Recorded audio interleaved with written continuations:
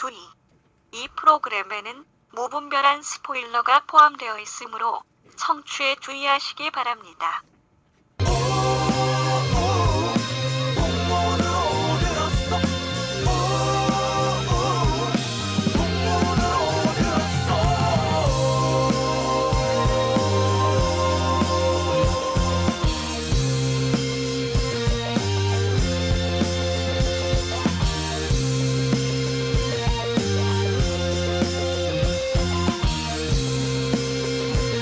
풍문으로만 듣는 방송 시네타운 19. 오늘은 올해의 크리에이터 특집입니다. 늘 그렇듯이 앞부분은 청취자분들의 알토란 같은 사연과 진행자들의 개소리가 이어집니다. 본 내용만을 청취하기 원하시는 분들은 33분경부터 들으시면 되겠습니다. 풍문으로 듣는 방송, 간접 광고가 가능한 야매 방송, 월급쟁이들의 애환이 담긴 방송 시네타운 19 29회죠? 28회인가요? 30회 아니에요? 29회인 것 같은데. 하여튼 시작합니다. 횟수도 몰라. 뭐 씨발 뭐. 아니 뭐 이런 식이야. 아니 내가 잠깐만 한 13,261회 뭐 이런 게 되면은 헷갈릴 수도 있지. 아니 꼴랑 30회 헷갈리는 게 말이 되냐고. 헷갈릴 수 있어. 28회도. 아 그런가? 28회도 적진 않은 숫자. 그리고 이렇게 이야기를 하고 있는 저는 시네타운 19에서 인권 변호사와 양아치 역을 동시에 맡고 있는 인권 변호사와 염치 없는 양아치 역을 동시에 맡고 있는 이재익 PD라고 합니다. 네. 정정해 드릴게요. 인권 변호사의 역할을 하는 건 맞지만 양아치는 자기가 스스로 분화한 거예요. 자기가 스스로 그 양아치의 그 말하자면은 양아치가 현실화되면 이렇게 바로 나타날 수 있는 겁니다. 그러니까 이거는 뭐 역할이라고 하는 건 이건 어불성설이죠. 아무도 양아치하라고 시킨 적은 없어요. 인권 변호사는 그러니까. 청취자분들이 보내주신 거예요. 웜하티드. 아니 웜하티드는 건 역할을 하는 거지만 이거는 그냥 스스로 자기 모습을 그냥 보이는 건데 말도 안 되는 소리를 하고 있어요. 이 사람 지금. 자기 소개 계속 해주세요. 저는 김은종입니다. 뭐야? 너 뭘 맡고 있는데 당신은? 저요? 전 희망상을 맡고 있죠. 여러분들의 어떤 그 희망상을 방송 맡고 나갈 때. 다음 주부터는 아니잖아. 어쨌든 다음 주부터는 지금까지는 저 희망상을 맡고 있습니다. 네, 저는 시네타운을 맡고 있는데 다음 주부터는 딴 거를 맡을 이승훈입니다. 그 김은종 PD님, 네. 나 진짜 지난주 1등 하셨다면서요? 뭘 1등해? 무한도전에서. 아 진짜 이 사람 정말 뭔 소리인지 모르겠어. 야 이 사람아. 야 이 사람아 지금. 난 김은종 PD가 거기 나온 줄 알았어. 어떻게 그렇게 똑같이 생겼어? 정말 아니 제가 조정치? 지금으로부터 한 5년 전쯤에 그 당시에 지금 하하의 텐텐클럽을 맡고 있을 때인데 정인 씨가 게스트로 나왔어요. 그래서 이제 뭐 11시에 게스트로 나왔으니까 12시에 끝나면 자연스럽게 생방을 마치고 라이브를 또 정인 씨가 라이브를 너무 잘하잖아. 잘하죠. 저는 특히나 너무 좋아하는데 라이브를 듣고서 막 이대로는 안 되겠다. 다 같이 회식을 가자 해가지고 회식을 떠났어. 그래서 홍대에서 그 당시에 우리 DJ와 우리 팀과 정인 양과 그때도 나왔던 게스트가 누구였는지 기억은 안 나지만 하여간 굉장히 맛있게 술을 이렇게 주거니 받거니 하면서 그때 주막이라는 술집이었어요. 술집도 기억나? 술집 이름이 주막이야? 술집이, 졸라 이상하다. 그래서 막 열심히 한 1시간 정도 재밌게 마시고 있는데 약간 알달달했죠. 근데 저기서 갑자기 내가 막 걸어오는 거야. 야 이거는 말하자면은 내가 이렇게 술 몇 잔에 유체 이탈이 됐나? 내가 왜 저기서 걸어오지? 임사체험. 그러니까 내가 죽었나? 놀라운 경험을 하는데 뚜벅뚜벅 걸어오는 거야. 그러더니 정인 남자친구라면서 자기를 소개를 하는 거야.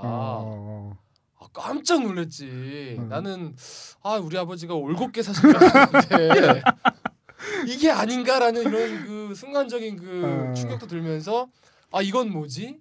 깜짝 놀랐어요. 도플갱어라 하죠. 도플갱어. 너무 닮아가지고 만난 지 뭐 1분 만에 서로 전화번호 따고 전화번호 교환하고 뭐 이러고 뭐 하여튼 그 당시 그런 적이 있었는데 작년인가 올해 초인가 신치림으로 해가지고 콜트에 나왔다는 거예요. 그래서 그 다음부터는 이재 PD가 얘기를 좀 해주세요. 몰라요 그 얘기. 아니. 컬트에 나온 얘기. 컬트에 나왔다는 거야. 저희 컬트 쇼에서 난 저 무한도전 얘기한 줄 알고 안 봐가지고 컬트. 우리 쇼에 나왔을 때 신치림이 이제 아시겠지만 저희 컬투 들으신 분들 알겠지만 송 프로젝트라고 해가지고 이 작곡가들끼리 모여가지고 컬투쇼의 사연을 가사로 만들어가지고 노래를 만들어주는 코너가 있었어요. 그래서 이제 조정치 씨가 나왔는데 정말 다들 입을 모아 심지어는 이 김우중 PD를 잘 모르는 사람들도 무슨 만 이런 저 이런 아니 내 저기를 사진을 보여줘 ERP 사진을 보여줬다며. 보여줬는데 본인 정말 사람 이럴 수가 있구나. 아니 근데 체격이 다르긴 해요, 사실은. 아니, 체격이 다른 게 되게 중요한 게 그게 지난주에 무한도전이 못된 친구 아니야 못생긴 친구를 소개합니다 뭐 이런 거야. 못생긴 친구를 소개한 못생긴 친구를. 근데 거기서 1등을 한 거야. 조정실 씨가 되게 못생겼다는 이유로. 근데 김은종 PD는 어떻게 말해도 못생겼다고 말하기는 어렵잖아. 잘생긴 편에 가깝지. 어쨌든 도플갱어입니다. 중요한 건. 그 김은종 PD님 사진 그러니까 얼굴 궁금하신 분들은 조정치 씨 보시면 됩니다. 씁쓸하네요. 씁쓸해요. 참.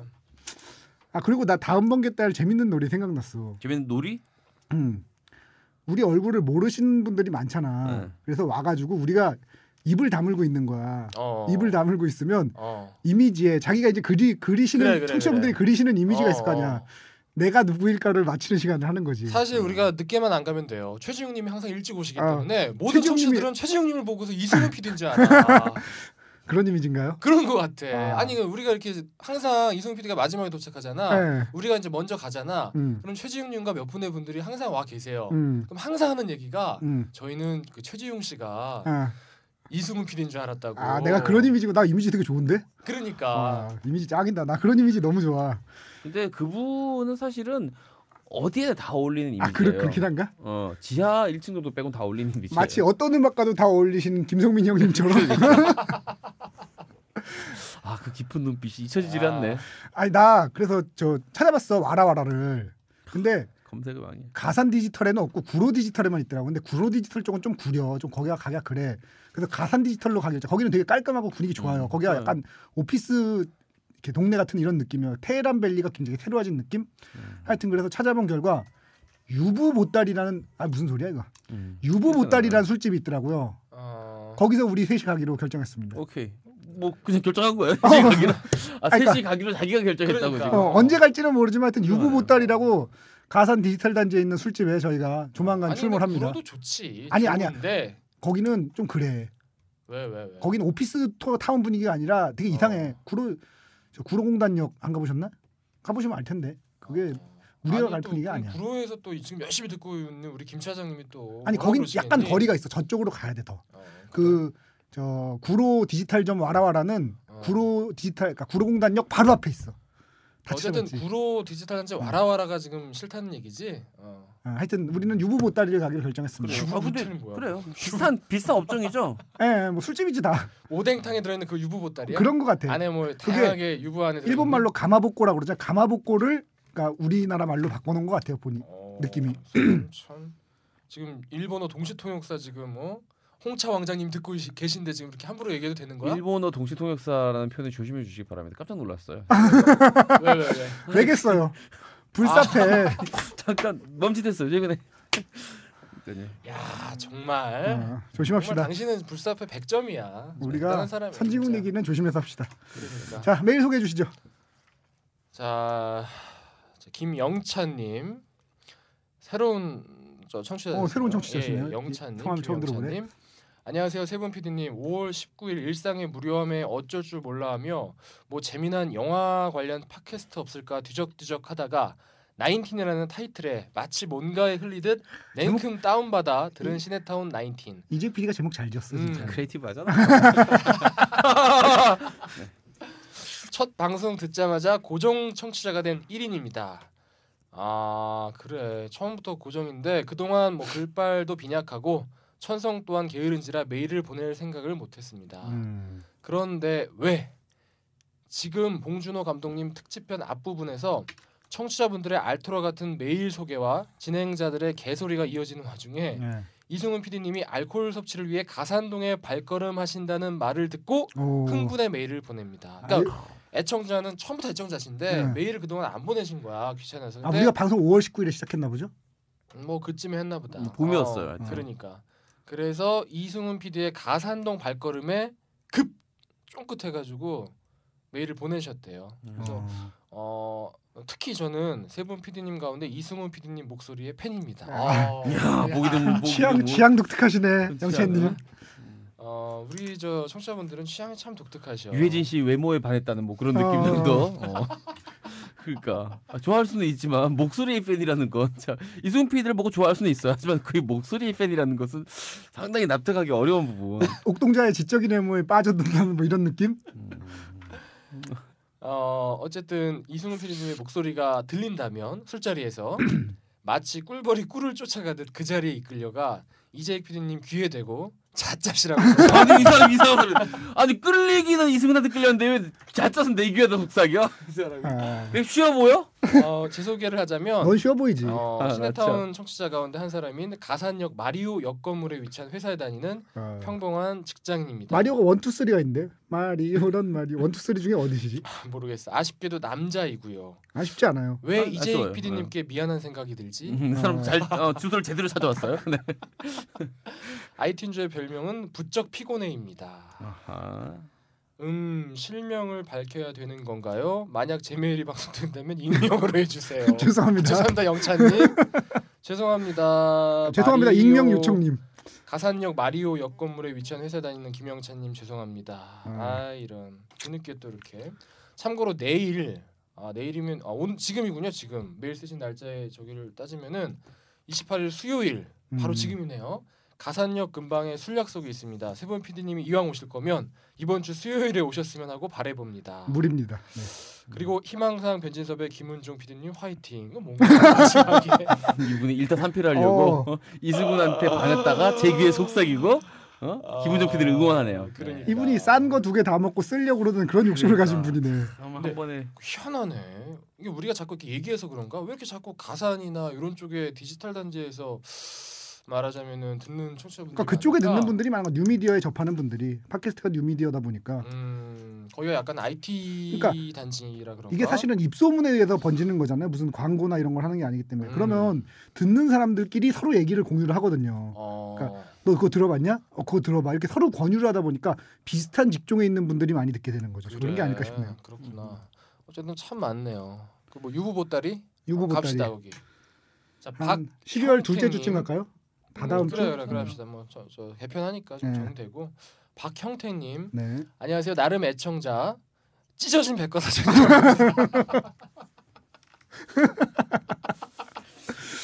묘한 의미를. 찢어진 백과사전은 뭐야? 필요한 정보만 딱 없다는 얘기일까? 아니 뭐 불광동 휘발유 뭐 여러 가지 많은데 붙어 있는 소설 책장처럼. 찢어진 백과사전. 일단 이 메일은 세 분에게 느낀 배신감을 알리고자 작성하였습니다. 반성해야 돼. 우리 뭔가 배신감을 느끼셨대. 항상 세 분의 방송 재미있게 시청하고 있습니다.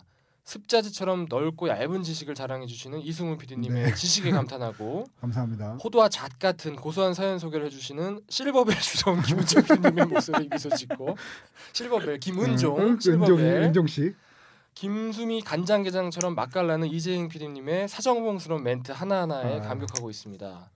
때는 2012년 11월 19일 월요일 우연히 듣게 된 19이라는 숫자에 느낀 호기심으로 1위를 듣는 순간 통팔에 걸린 문어처럼 염통이 쫄깃쫄깃해진 저는 바로 정주행을 시작했습니다. 묘사력 장난 아닌데? 그러다가 화요일에 1차 썬더 이야기를 듣고 말았습니다. 계속 막 연달아 들으신 거지. 가고 싶었지만 이미 과거의 이야기 2차 썬더가 언제 할까를 고민하며 정주행을 계속했습니다. 그러다 수요일에 파리지행 김수진님의 사연 소개가 박수진님 아닌가? 박수진님. 수진님의 사연 소개가 이어지면서 2차 썬더는 12월에 열겠다는 말에 가슴이 설레었습니다. 마음 편하게 정주행을 하던 중 대망의 24일 금요일에 날벼락 같은 11월 13일 2차 썬더 공지를 듣고야 말았습니다. 이미 날짜는 11월 23일.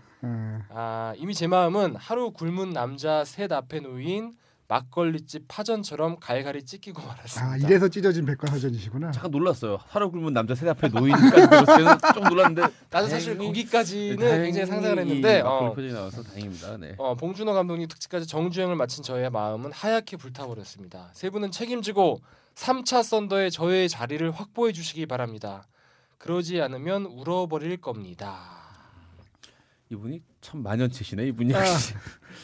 표현이 묘사력이 좋으셔. 박형택님. 네, 그 3차 번개 때, 3차 번개인가? 삼천번개 때 오세요. 아니면 저희가 조만간 유부보따리에 출몰할 예정이니. 유부보따리를 번개처럼 만들어서 먹는 것도 나쁜 아니야. 그러면 재미가 없지. 번개는 따로 하고 유부보따리는 우리가 불시에 출몰해서 갑자기 누군가 와서 짜잔 이런 순간 와우 그러면 브라보지. 에잇 원칙주의자.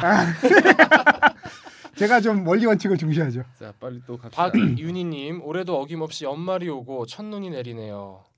운전 조심하셔요. 얼마 전 위 디스크를 통해 테드를 봤습니다. 미천한 영어지만 예습 효과인지 fucking 수잔 보일은 귀에 확 꽂히더군요. 아니 그건 뭐 영어 못하셔도 들릴 것 같은데. 그러니까 저 같은 학부형에게는 위디는 신림동 고시생들의 방석과 같은 존재지만 영화계에서는 기존의 비디오 대여 문화와 동일한 의미인지 궁금하네요. 신림동 고시생의 방송은 어떤 존재인가요? 제가 꼭 필요하다는 얘기지. 그래요? 없으면 안 된다. 없으면 안 돼요? 불편하다. 뭐 그런 얘기 아니겠어요? 고시 공부를 해본 적이 없어서 우리 저 에어트림님 알려주세요. 에어트림님 신림동 고시생에게 방송은 어떤 존재인가요? 네. 하여간 우리 박윤희님이 위디스크 이런 걸로 보시는 거에 대해서 궁금하신가 봐요. 네. 예전에 그 비디오 대여 문화에 비해서 어떤지. 편리하죠. 훨씬 낫죠.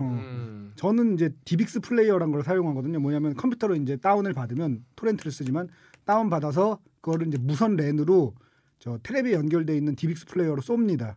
그래서 비디오를 보듯이 이렇게 보는 텔레비로. 컴퓨터로 보면 전 잘 불편해서 잘 안 보게 되더라고요. 그래요. 아니 이분은 이제 박윤희님은 이제 영화계에 돈이 혹시 덜 가는 건 아닐까? 요걸 염려해 주시더라고요. 그게 무슨 얘기예요? 그러니까 영화계에 혹시 가야 될 돈이 비디오 대여점 상황보다 지금 이렇게 디지털로 편하게 된 상황에서 혹시 덜 가게 되는 건 아닌가? 덜 가는 거 그러니까 그 유료 콘텐츠 왜 제휴 콘텐츠라고 하죠. 유료 콘텐츠를 다운 받으시면 딱히 덜 가지 않아요. 그게 예를 들면 우리가 보통 그게 한 3,000원 정도 하나요? 제가 3,500원이요. 3,500원이면 알아두시면 좋은 게 7대 3입니다. 대부분의 그런 유통망을 가진 쪽과 뭔가를 만드는 제조원과 유통망이 있으면 보통 7대 3으로 나옵니다. 그건 백화점도 마찬가지고 대부분이 7대 3이에요.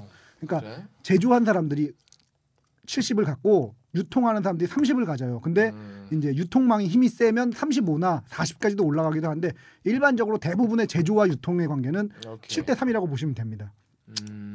그렇습니다. 그 백화점 같은 경우는 보통 35 정도 되거든요. 이제 명품 같은 경우는 낮춰주기도 하는데 백화점이 힘이 세니까 65대 35 이런 식으로 나누기도 하는데 그게 제일 불공정하게 이루어진 데가 이제 음원 쪽이죠. 음원 쪽만큼은 이 7대 3 비율이 지켜지질 않아요. 굉장히 기형적인 시장이라고 할 수 있죠. 플랫폼이 너무나 막강하니까. 네, 그렇습니다. 뭐 어쨌든 박윤희님 생각은 이거셨던 것 같아. 왜냐면 옛날에는 2,000원씩 비디오값 꼬박꼬박 냈잖아. 요즘에 막 100원 단위로 막 이렇게 결제가 되잖아요. 보통 미드 같은 거 다운받고 이럴 때. 그러니까 이제 혹시 덜 가는 건 아닌가 그런 걱정을 덜 가는 해주셨던 것 것 같지 같아요. 않아요. 영화 산업을 걱정해 주시네. 아니 네 밥줄을 걱정해 주는 거예요. 그러니까요. 네가 받는 돈이야. 감사하네요. 네. 자 여기도 애청자 있습니다라는 제목으로 이희정님. 오늘 이희정님 그 예전에 왜 저희 사연 보내주 저희 집사람하고 이름이 똑같은 동명이 같은 제 3의 이정이 또 있는 줄 알았어요. 아니 오랜만에 메일 보내네요. 그쵸? 그동안 메일 많이 보냈는데 한 번도 읽히지 않아 서운했어요. 글 못 쓰는 제가 매번 용기 내서 보낸 건데 매번 보내도 읽어주지 않으시니 애청자임에도 애청자라고 말할 수 없는 홍길동의 심정을 이해하시겠나요? 여기도 애청자 있다고 알리고 싶은 마음에 메일 보내네요. 김은정 PD 왜 그랬어요? 그러니까 제가 죄송하네요. 이젠 청취자가 메일 읽어달라고 구걸해야 전혀 할 만큼 시네타운의 인기가 높아진 것이라고 생각해 봅니다. 아니에요. 그건 아니고요, 이정님.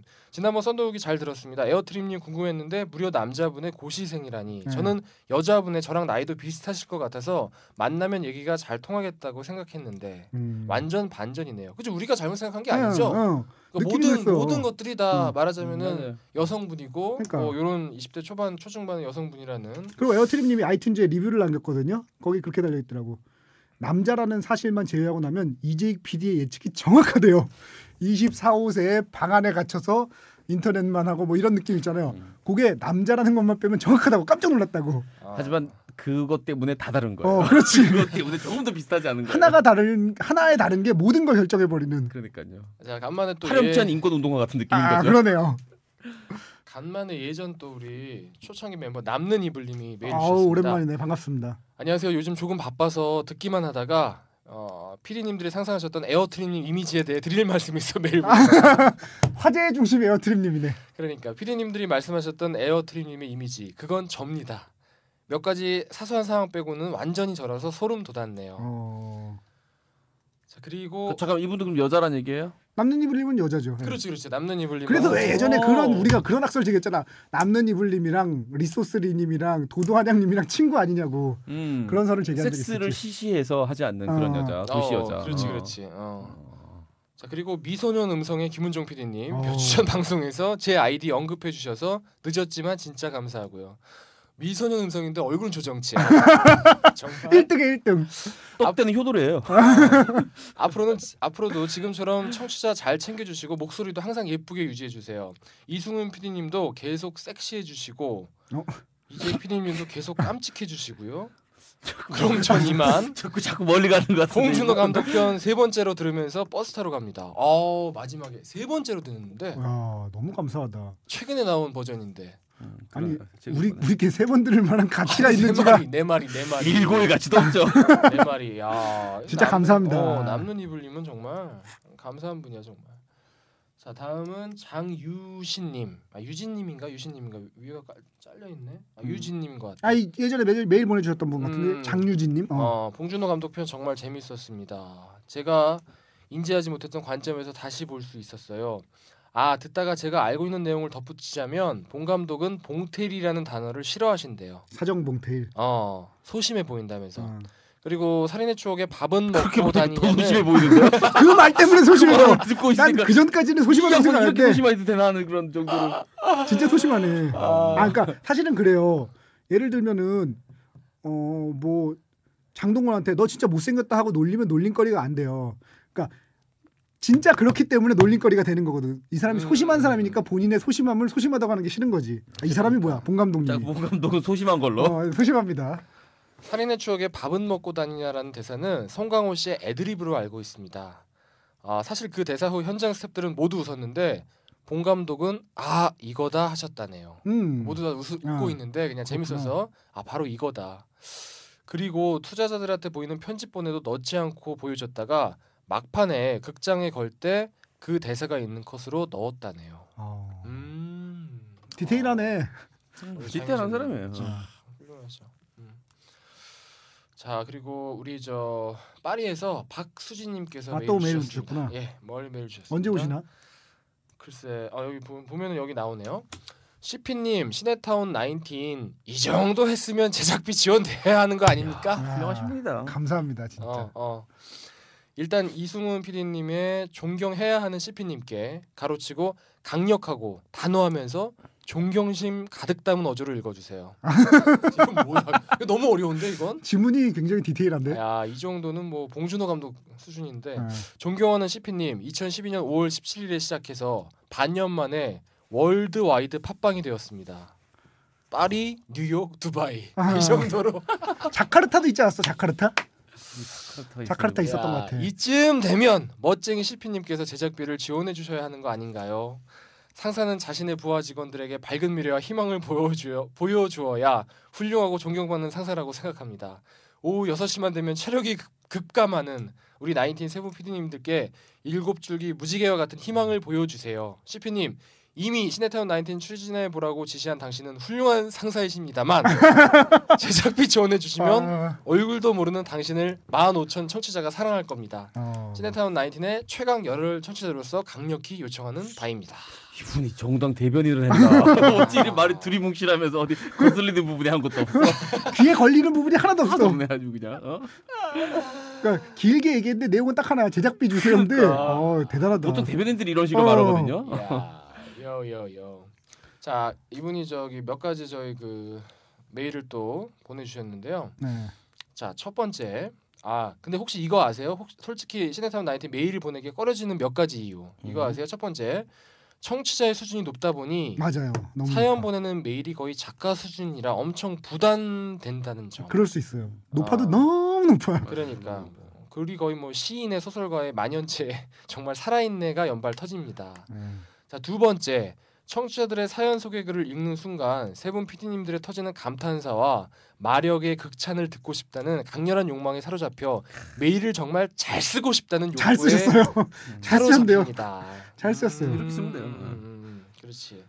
세 번째, 학력, 재력, 외모 모두 완벽에 가까운 우리 청취자들 덕분에 각자 본인의 생각에 진심 찌질이로 사는 일반인들은 왠지 끼면 안 될 것 같은 소외감이 엄습하기 때문에 보내지기가 힘들어집니다. 괜찮아. 저희가 찌질하니까 괜찮아요. 걱정할 필요 없어요. 그러니까 제작하는 놈들이 세 놈 다 찌질한데. 중신인데 뭐. 걱정할 필요 없어요. 전혀. 우리의 네 번째, 우리 멋진 동주 언니께서는 썬더에 참여 안 하심에도 불구하고 알이 꽉 찬 호두 과자에 이어 그 비싼 위스키를 턱하니 발송하시어 곧 한국에 가야 할 저에게 뭘 사가야 되나 하는 고민거리를 안겨주시어 상당히 괴로움에 시달리게 되어 메일을 보내기 겁난다는 점입니다. 뭘 부담을 느끼고 그래요. 그냥 저 정성만 잘 표현하면 되지. 그렇죠. 성의만 있으면 돼. 성의만 있으면 돼요. 성이라고 그러니까. 두 글자 그냥 써서 보내주세요. 에이, 막말로 성의만 있으면 파리바게트에서 케이크 하나 사오셔도 아니지. 성의라고 프랑스어로 써서 보내주시면 돼. 뭔 말인지 못 알아듣겠지만 우리가 자 그렇다고 그냥 오진 않겠죠. 에이 사람 참 부담되게 왜 내가 자꾸. 보기에는 에이 사람 참 그냥 오실 분은 아니, 아니야. 내가 정확히 얘기할게. 수진님은 이재익한테 최고의 선물은 이쁜 후배 데리고 오는 게 최고의 선물이야. 근데 그건 뭐 이재에게만 선물이잖아. 우리에겐 선물이 아니잖아. 이 사람 이렇게 비겁하고 이렇게 비겁하고 미선적인 인간들이 있다니. 난 분명히 얘기할게. 나한테는 선물이야. 자 정말 어디 그 고발하고 싶다. 이거 검찰도 믿을 수가 있고 어떤 고발해야 되지 이거를? 경찰에 이거 고발해야 돼? 검찰에 고발해야 돼 이거를? 다섯 번째 청취자들이 싶다. 전문 분야에 있는 분들이 너무 많아서 전문 지식과 전문 용어가 깨알같은 감수성의 메일을 쓰면 안 될 것 같은 부담감이 있습니다. 그래서 저도 더 이상 오페라 얘기를 하지 않습니다. 언젠가부터 제가 오페라 이야기를 감히 하지 않습니다. 자 우리 누구시지 그분? 우리 오페라 문카루소. 문카루소님. 응. 아 정말 꼭 뵀으면 좋겠어요. 자 여섯 번째 메일 한 줄 쓰려면 나인틴을 접어도 3번 이상은 듣고 디테일까지 콕 집어야 한다는 점. 아닌데. 전혀. 일곱 번째 나인틴 세 분 PD님들에게는 아주 묘한 중동력과 흡입력이 있어서 한 번 듣게 되면 뭔가 자극적인 사연을 보내어 반드시 소개받고 쉽게 만든다는 점. 뭐 이해도 엄청나게 많은데 일절하고 세 분 PD님들에게 사랑받는 청취자가 되고 싶은 청취자들이 많다는 걸 기억해 주셨으면 좋겠습니다. 네. 참 파리의 저 말고 또 다른 여재생 청취자 그때 왜 22살에 내가 유학 갔다. 유학이래. 어학연수 갔다고 추정되는 그분 있잖아. 메일 보내주셨던 맞아. 네. 여대생 청취자 얘기만 나오는데 왜 이재익 PD는 자꾸 흥분하죠? 흥분한 게 아니라 좀 잠깐 뭐 배에 신호가 왔어요. 네. 참 여대생 청취자 저도 만나보고 싶어요. 아락배 쪽에. 꼬띠 여대생님 많이 아래쪽인 거 제가 같아요. 소개했습니다. 만나보고 싶다고 해주셨고요. 마지막으로 한 가지 더 그러면 진심으로 그 연락처를 뭐 서로 교환해 드리면 되나? 그러니까 그러면 그쪽에다 메일에다가 전화번호를 넘겨드리는 걸로 뭐 그렇게 하든지 저희가 알아서 거의 뭐 우리 하겠습니다. 김우정 PD는 거의 뭐 듀오 선우 이런 거의 뭐. 요새 이음이라고 있어. 이음. 이음인데 이음 저 거의. 자 마지막으로 한 가지 더 당신 거의 지금 진심으로 하이데어야 지금. 진심으로 미니 썬더를 추진해 주신다면 22세 꼬띠 여대생 대신 파리에 살고 있는 파리지엔느 저희 회사 마스코트인 22세 꼬띠 직장인 제 부하 직원을 데리고 가겠습니다. 당당히 잡다. 굿! 뭘 망설여 이 사람아. 야 아니, 지금 우리 그러면 나 귀국하시는 진짜. 날 인천공항에서 썬더를 해야 되나 이거? 정말 방송 시간만 허락한다면 제 차로 모시고 싶어요. 제가 인천공항에서 기다리고 있다가 이재 PD님 요새 차가 뭐예요? 520 그 타고 있습니다. BMW. 5 차 되게 좋다. 자 아유, 가로 김은정 PD님은 차 뭐예요? 전 차 없어요. 뚜벅이에요. 한 자 시간. 자. 당신도 뚜벅이면서 어따 한심하다 그러는. 나는 소신껏 면허를 안 딴 것뿐이야. 그래? 응. 그럼 당신과 나의 차이가 뭔데? 소신은 개나 주세요. 자 읽어보세요. 너 면허 있잖아. 면허는 있지. 그거 봐, 소신이 없는 거야. 운전 잘해요. 운전 잘해요? 자 가로치고 차 타봤어요. 자 가로치고 하얀 우유빛 피부에 가녀린 몸매, 사슴 같은 눈망울, 키스하고 싶은 입술. 뭐예요? 자, 묘사한 거예요. 22세 부하 직원분을 묘사하신 거야. 인천공항에서 만나는 걸로. 인천공항 출국장에서 만나는 걸로. 자 어쨌든 너무 저 좋다. 수진님께서 갑자기 꿀 먹은 벙어리 갔어 이제 이거. 그러니까 왜 이렇게 조용해? 자 수진님 상상하고 있어요. 박수진님 만약에 박수진님 귀국을 하셨는데 어떤 이상한 놈이 하나가 이 저 표지판을 크게 들고서 박수진님 환영합니다 이렇게 쓰고 기다리고 있는 사람이 있다면 절대 쫓아가시면 안 됩니다. 네. 절대 쫓아가시면 안 되고요. 저희 그 미니 썬더에 와주세요. 20대 중반에 퀄리티 있는 남성분 미니 썬더 지원해 주세요. 아까 그분 모시면 되겠네. 그분 누구요? 정주행 했는데 늦게 들었다고 3차에 꼭. 그리고 박수진님이 정말로 이렇게 친구분하고 오시면 미니 썬더는 자동적으로 하는 겁니다. 네. 제가 제 말에 책임을 지게요. 박수진님만 오시면. 왜냐면 미니 썬더라고 했기 때문에 두 분이 시간 안 내면 저 혼자서 그러더라고요. 미니 썬더잖아. 아니 왜 MC 셋이 같이 있어야지? 필요 없잖아, 그지? 진짜. 미니니까. 나 진짜. 자, 12월 22일 한국 도착. 아주 크리에이티브하게 생각하면 안 되나 우리? 좀? 알았어. 좀 조용히 좀 해봐. 네. 22일 한국 도착, 31일 파리 출발이니 꼭 미니 썬더 부탁해요. 뭐 열을 시계다 주면 뭐. 근데 이재 PD님이 새벽반 방송이라 늦게까지 놀 수 있을까요? 그럼요. 방송 직전까지 괜찮아요. 네. 밤새고 회사 가면 됩니다. 괜찮습니다. 숙직실이 얼마나 자주 저기 이불을 갈아주고. 따뜻해요. 그리고. 그럼요. 야 정말 나 저렇게 나 갑자기 배에다 힘주고 얘기하는 건 처음 봤어. 제가 사실 그 집에 컬투쇼를 그만두면서 우리 컬투 두 분이 술 먹자는 거 다 거절하고 있어요. 형 나 저 아침에 저 새벽에 나와야 되는데 형 우리 다음에 좀 잠자는 좀 먹읍시다. 참 대박이다. 이게 두성이 아니고 머리에서 울리는 두성이 아니라 복성이야. 아니 뱃소리야. 배에서 갑자기 뭐 미니썬더 없시다. 이런 소리가 정말 이재 PD한테 저런 복성을 들은 적이 없거든 나는. 내 썬더. 아유, 두잔보일. 야 대박이다. 어쨌든 뭐 저 수진님 외롭지는 않으실 것 같아요. 근데 이제 다만 말하자면 그 후배에 대한 묘사가 정확하지 않았을 때 이재 PD가 어떻게 돌변할지는 제가 책임 못 집니다. 그래도 물진 않아. 물진 않겠지? 물진 않아. 친절해요. 저 항상 친절해요. 친절하지 않겠지. 정말 아니, 근데 친절해요. 만약에 그럼 후배가 안 오면 어떡하실 거예요? 박수진님만 오신다.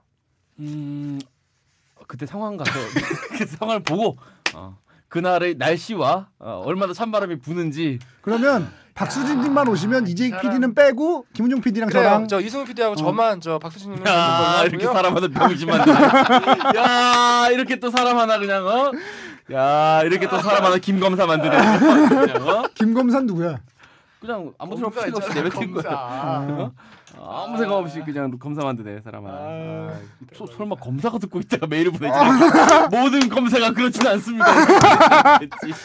검사가 메일 보내면 진짜 대박인데? 진짜 대박일 것 같아. 이 방송을 혹시 저 검찰청에 소속돼 있는 현직 검사분께서 듣고 계신다면 메일을 보내지 마세요.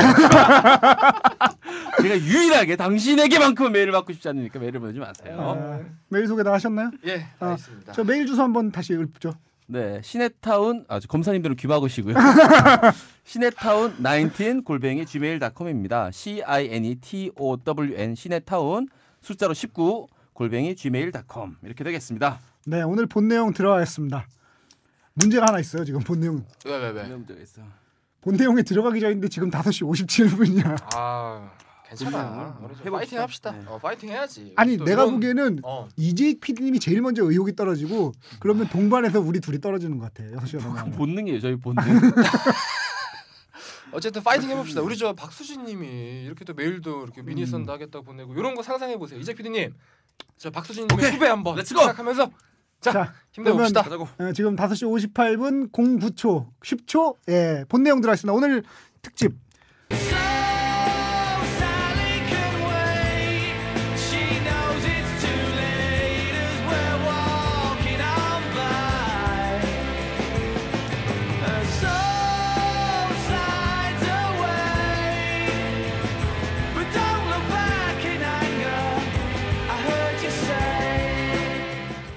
올해 창작물 특집입니다. 올해 창작물들 꼭 영화가 아니더라도 이런저런 분야에서 우리가 봤던 인상적인 창작물들을 소개하는 시간입니다. 자, 어떤 기준으로 저 창작물들을 고르셨는지 각자 얘기를 해주시죠.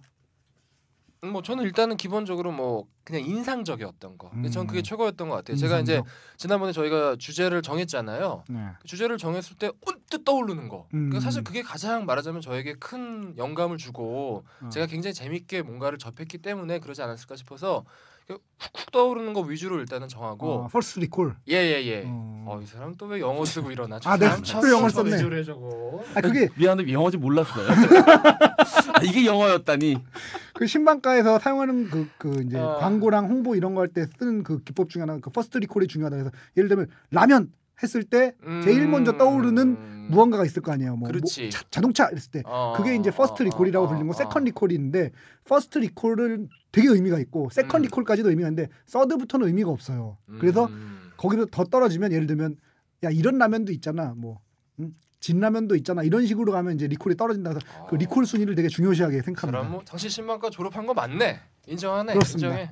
근데 우리 과는 그게 있어. 우리 과가 진짜 나 너무 행복했고 좋았던 게 학교 다니면서 뭘까? 졸업 시험도 없고 졸업 논문도 없어. 근데 진짜? 하기는 줘. 오. 졸라 웃겨. 최근대 신방과? 그래? 우리 과 개판이야. 그래? 졸업 시험도 안 봐도 되고 졸업 논문도 안 쓰고 그냥 학점 채우면 졸업하는 거야. 너무 좋았어, 훌륭한데? 훌륭하다. 야, 진짜 좋은 과야. 좋은 과네. 신방과가 학교 졸업하면 할 거는 별로 없는데 학교 다닐 땐 최고예요. 이게 왜 최고냐면 학문의 역사가 되게 짧아. 2차 대전 때 만들어진 그 히틀러 게벨스 때문에 만들어진 학문이거든요. 학문 자체가. 그렇지. 그러니까, 게벨스가 만든 과라며. 그러니까 게벨스랑 저 유니피케이션 처치 통일교 그 두 가지 때문에 만들어진 거예요. 그래서 선전선동으로 시작된 거죠, 사실. 그래서 학문의 역사가 짧다 보니까 할 얘기가 별로 없는 거야. 그래서 1학년 때 공부 열심히 해놓으면 2학년 때 또 나오고 3학년 때 또 나오고 4학년 때 나오고. 근데 이 4년 내내 놀면서 다닐 수 있어. 아 그래? 그러니까 보통은 아니, 보통은 전공이 어렵고 그 고학년으로 갈수록 교양이 쉽잖아요. 나는 교양이 어려워서 미치는 줄 알았어. 그래. 제가 이렇게 생활하다가 괴벨스 같은 놈이라는 말을 들은 적이 있는데 이게 칭찬인가요, 욕인가요? 칭찬이죠. 칭찬인가요? 누가 그런 말을 그런 말을 하는 사람이 있었어요. 아니 괴벨스 누가 그런 같다고. 저 그 표현을 참 고급스럽게 선전순동에 하시네. 능하다. 그래. 몰입에 좋게 생각하죠. 정치군. 몰입에. 좋은데요? 아, 그래. 어쨌든 저는 그런 아까 인상적이었던 거 얘기했던, 퍼스트 그래. 리콜로. 이재피님 어떤 기준으로? 저는 한 분야 그러니까 어차피 제가 아까 그 이승훈 PD를 방송 직전에 만나서 물어봤는데 그 PD님이시죠. 시네타운 19의 PD님. 그 올해 또 연말에 그 올해의 영화 이야기를 또 따로 한다고 하니까 그래서 저는 그럴 것 같아서 네. 분야별로 하나씩 꼽아보도록 했습니다. 네, 그 뭐 그런 식으로 하면 영화 되겠죠. 하나, 그 다음에 뭐 이렇게 책 관련해서 문학 중에서 하나, 그다음 음악 관련해서 하나 이렇게 골고루 뽑아보려고 노력을 했습니다. 네.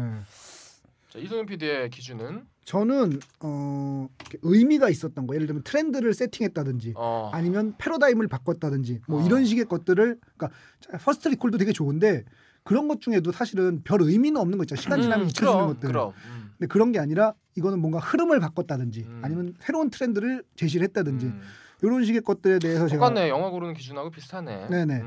그런 걸로 정했습니다. 저 인상적이었던 창작물들 좀 하나씩 얘기를 해봅시다. 뭐가 우선 저는 가장 올해 인상적이었던 창작물 중에 하나가 네. 저희가 아무래도 이제 라디오 PD다 보니까 네. CD를 하루에도 몇십 장씩 받잖아요. 네. 수북히 쌓여 있는데 그 중에서 정말 저의 그 말하자면 아까 얘기했던 뭐라고요? 퍼스트 리콜. 아 예, 그거를 자극했던 음반 하나 그리고 이 사람한테 물어봅니다. 본인이 꼽자면 대답하지. 저는 그 버스커의 앨범이었던 것 같아요. 음. 정말 너무 좋았고 너무 뭐랄까 신선했고 그러니까 말하자면은 아이돌 판인 이 구석에서 네. 물론 80년대로 넘어가고 뭐 어디로 넘어가면 이 정도 신선한 음반들 쓰고 사실 많아요. 셌죠. 셌는데 뭐 동아기획, 하나기획 막 이렇게 잘 나가던 시절만 해도 지금 상황에서 네. 현 2012년 이 상황에서는 네. 이 정도면 뭔가 올해 뭐 창작물에 꼽을만하다 싶더라고요. 그래서 굉장히 저는 전곡을 뭐 너무나 많이 들었고요. 뭐 이제 차 타고 다니거나 뭐 할 때 너무나 앨범 전체를 너무나 많이 들었기 때문에 올해 앨범 중에 전 하나라고 생각을 해요. 그럼요. 음원 차트를 완전 휩쓸었었어요. 본인들도 너무 좋아, 감성 좋았고 또 그걸 잘 만들어준 그 배영준 씨의 그 어떤 편곡이나 이런 능력도 너무 우리 영준이 좋았고. 형 진짜 음악 잘하는데. 그죠. 영준이 형 음악 잘하는 거에 비해서 평가를 너무 그죠. 근데 사람들이 박해. 사실 요번 전 버스커 1집은 한 그 절반의 공은 전 배영준한테 돌려야 된다고 생각을 해요. 진짜 음악 잘해. 예. 사실 저 버스커 자체에도 의미가 있지만 버스커 나오기 전부터 살짝 이 그 미풍처럼 왔다 갔다 불던 그 어떤 어쿠스틱과 복고 그다음에 그렇죠. 그 특히 락에 기반한 그런 이제 의미 있는 다른 음악이 의미 없다는 뜻이 아니라 또 다른 의미가 있는 음악 그 어떤 그 세력을 뜻깊은 확 이렇게 모아준 거야. 뜻깊은 음악 세력들을. 그게 이제 말하자면 시작해가지고 이런 것들이 중심으로 폭발한 느낌. 폭발을 시켰다는 거죠. 그래서 그 세력들까지 같이 동달아서 올라가서 심지어 뭐 홍대 쪽에는 옥상달빛 같은 친구들도 재조명을 받게 되고 이런 경우가 사실 버스커가 그런 거 이제 대표자로서 버스커가 네. 말하자면 우뚝 섰죠. 그 흐름에 그러니까 저 트렌드를 세팅하진 않았지만 트렌드를 뭐라면 제일 1등을 했죠. 말하자면 활용 점정 포털을 야후가 있고 뭐 많았지만 결국 NHN이 1등을 먹고 있는 것처럼 그렇게 버스커 1등을 먹었다. 가장 올해 사정봉스러운 음반. 이재피님 올해 음반 뭐가 있을까요? 사실 음반이라기보다는 그 유건영이라는 그 크리에이터를 이제 얘기하려고 했었는데 두 분이 그 강남스타일 얘기 안 할 것 같아가지고 강남스타일을 꼽아왔어요. 네, 왜냐면 뭐. 결과적으로 어쨌든 규모의 문제에서 이렇게 큰 규모로 성공했던 역사 얘가 없어요. 그렇죠. 예. 비슷한 얘도 없나 비슷한. 제가 찾아보니까 원더걸스의 그 제목을 잊어먹었는데 76위인가 9위인가 이게 하나 있더라고요. 70몇 짜리 하나 있고. 또 하실 것 같은데 아마도.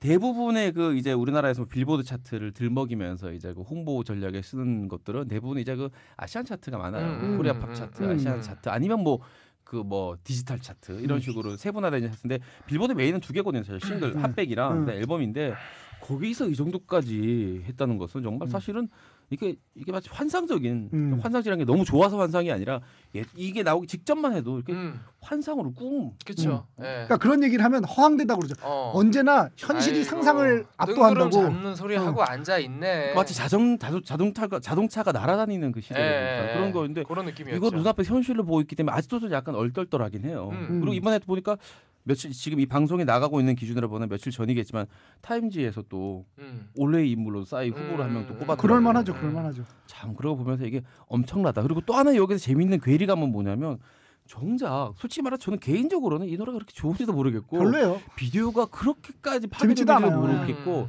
그 이유는 이 노래를 폄하하고 싶은 게 아니라 싸이가 발표했던 그 전에 발표했던 발표작들 중에 이거보다 좋은 것들이 훨씬 많아요.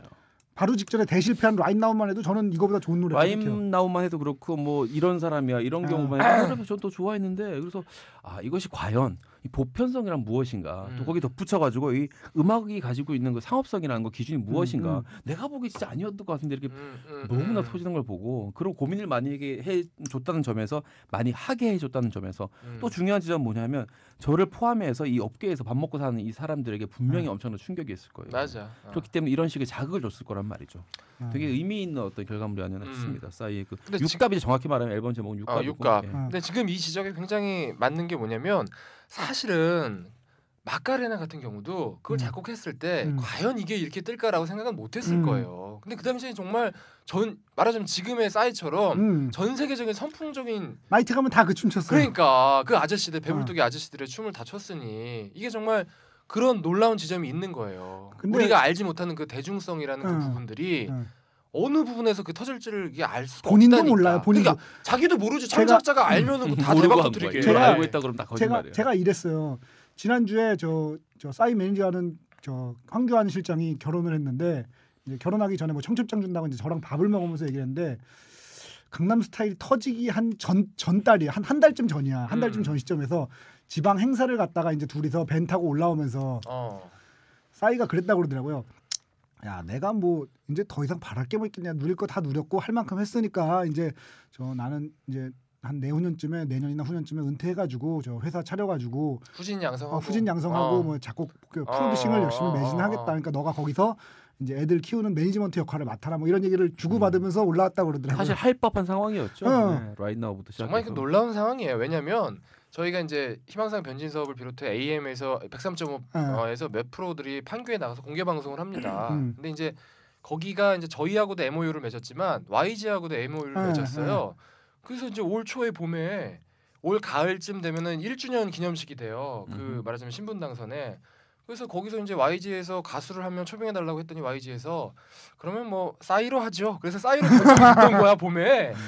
근데 이렇게 빵 터지고 나니까 1주년 기념식에 결국 싸이는 못 왔습니다. 대신에 이제 세븐과 거미가 왔어요. 이런 놀라운 어떤 그 반전 6개월 사이에 아무도 몰랐죠 사실은. 아까 마카레나 했으니까 얘기를 좀 더 하자면 저는 싸이가 마카레나처럼 되지 않았으면 하는 바람이 있어요. 그러니까 뭐 그 무슨 싸이 때문에 국가가 널리 알려졌네, 뭐 국격이 올라갔네 이런 소리 하는 사람들인데 그거는 말도 안 되는 얘기예요. 왜냐하면 기가 막힌 소리죠. 마카레나 가수가 어느 나라 가수인지 아냐고 물어보면 그래 그 아저씨들이 보통 뭐... 이렇게 답변이 나와요. 가수 이름이 뭐지? 아마 로스델리오가 로스델리오죠.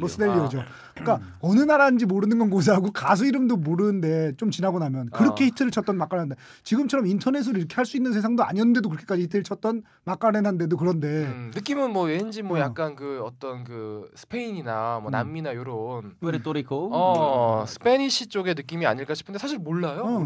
우리도 몰라. 근데 그 사람들하고 저는 다르다고 생각하는 거는 다른 점은 싸이는 굉장히 영리한 사람이기 때문에 아마 다음번에도 잘 해나갈 수 있지 않을까. 저는 싸이를 원래 처음 등장했을 때 처음에 한 2001년인가 2000년인가 데뷔했잖아요. 그때 되게 싫어했어요. 저 인간 저거 뭐 나이트에서 털던 화법으로 맨날 방송 나와서 얘기하고 야 저 정도 터는 건 뭐 우리 나이트에서 저 정도 못하는 사람 어딨냐고 이딴 얘기하고 이랬었는데 제가 싸이를 처음으로 얘는 진짜 똑똑한 애구나. 그리고 제가 또 유학생에 대해 부정적인 이미지 갖고 있어요. 그래. 우리가 갖고 있는 교포들에 대한 부정적인 이미지는 대부분 유학생들이 만든 거. 교포들은 안 그래요. 그래. 유학생들이 개판이지. 그래서 그런 부정적인 이미지를 가지고 그 사람을 바라봤었는데 언제 인정을 했냐면 토크쇼에 나왔는데 그때 한참 좋을 때요. 근데 본인이 얘기하더라고. 어차피 반짝 가수잖아요. 저는 1집 2집 낼 수 있을까요? 반짝 가수니까 뭐 저는 요만큼 누릴 만큼 누리다가 갈 겁니다. 본인의 위치를 정확히 알고 있더라고. 그래서 나는 얘는 오래 가겠구나 싶더라고. 본인의 위치를 정확히 아는 사람들은 보통 오래 가거든요. 그럼. 왜냐하면 위기가 뭐고 약점이 뭔지를 알기 때문에 그걸 극복해 나가면서 올라가는 거거든. 그래서 저는 싸이가 이번에도 그러니까 소포머 징크스에 시달리지 않고 오늘 왜 이렇게 영어를 하는 거야? 내가 미쳤나? 영어 했어요? 아니 자꾸 자기 혼자 영어를 했다고 그러는데 언제 영어를 했어 이 사람이? 언제 지나간 거야 영어가? 하여튼 그런 거에 시달리지 않고 잘 해나가지 않을까라고 이제 우려와 덧붙여서 제가 거는 기대 하나는 아마 뭐 강남스타일만큼 빅히트를 앞으로 내긴 힘들 것 수도 있지만 그 로스텔리오랑 다른 지점은 뭐냐면 로스텔리오의 그 마칼레나 음악은 그 당시 유행하던 음악이 아니었어요. 근데 지금 싸이는 지금 미국과 또 미국뿐만 아니라 유럽이나 한국 이런 데 댄스홀에서 울려 퍼지고 있는 트랜스와 클럽과 하우스 이 음악의 결정체라는 거죠. 요즘 유행하는 스타일의 음악이에요. 싸이 음악은. 말하자면 정면 승부예요.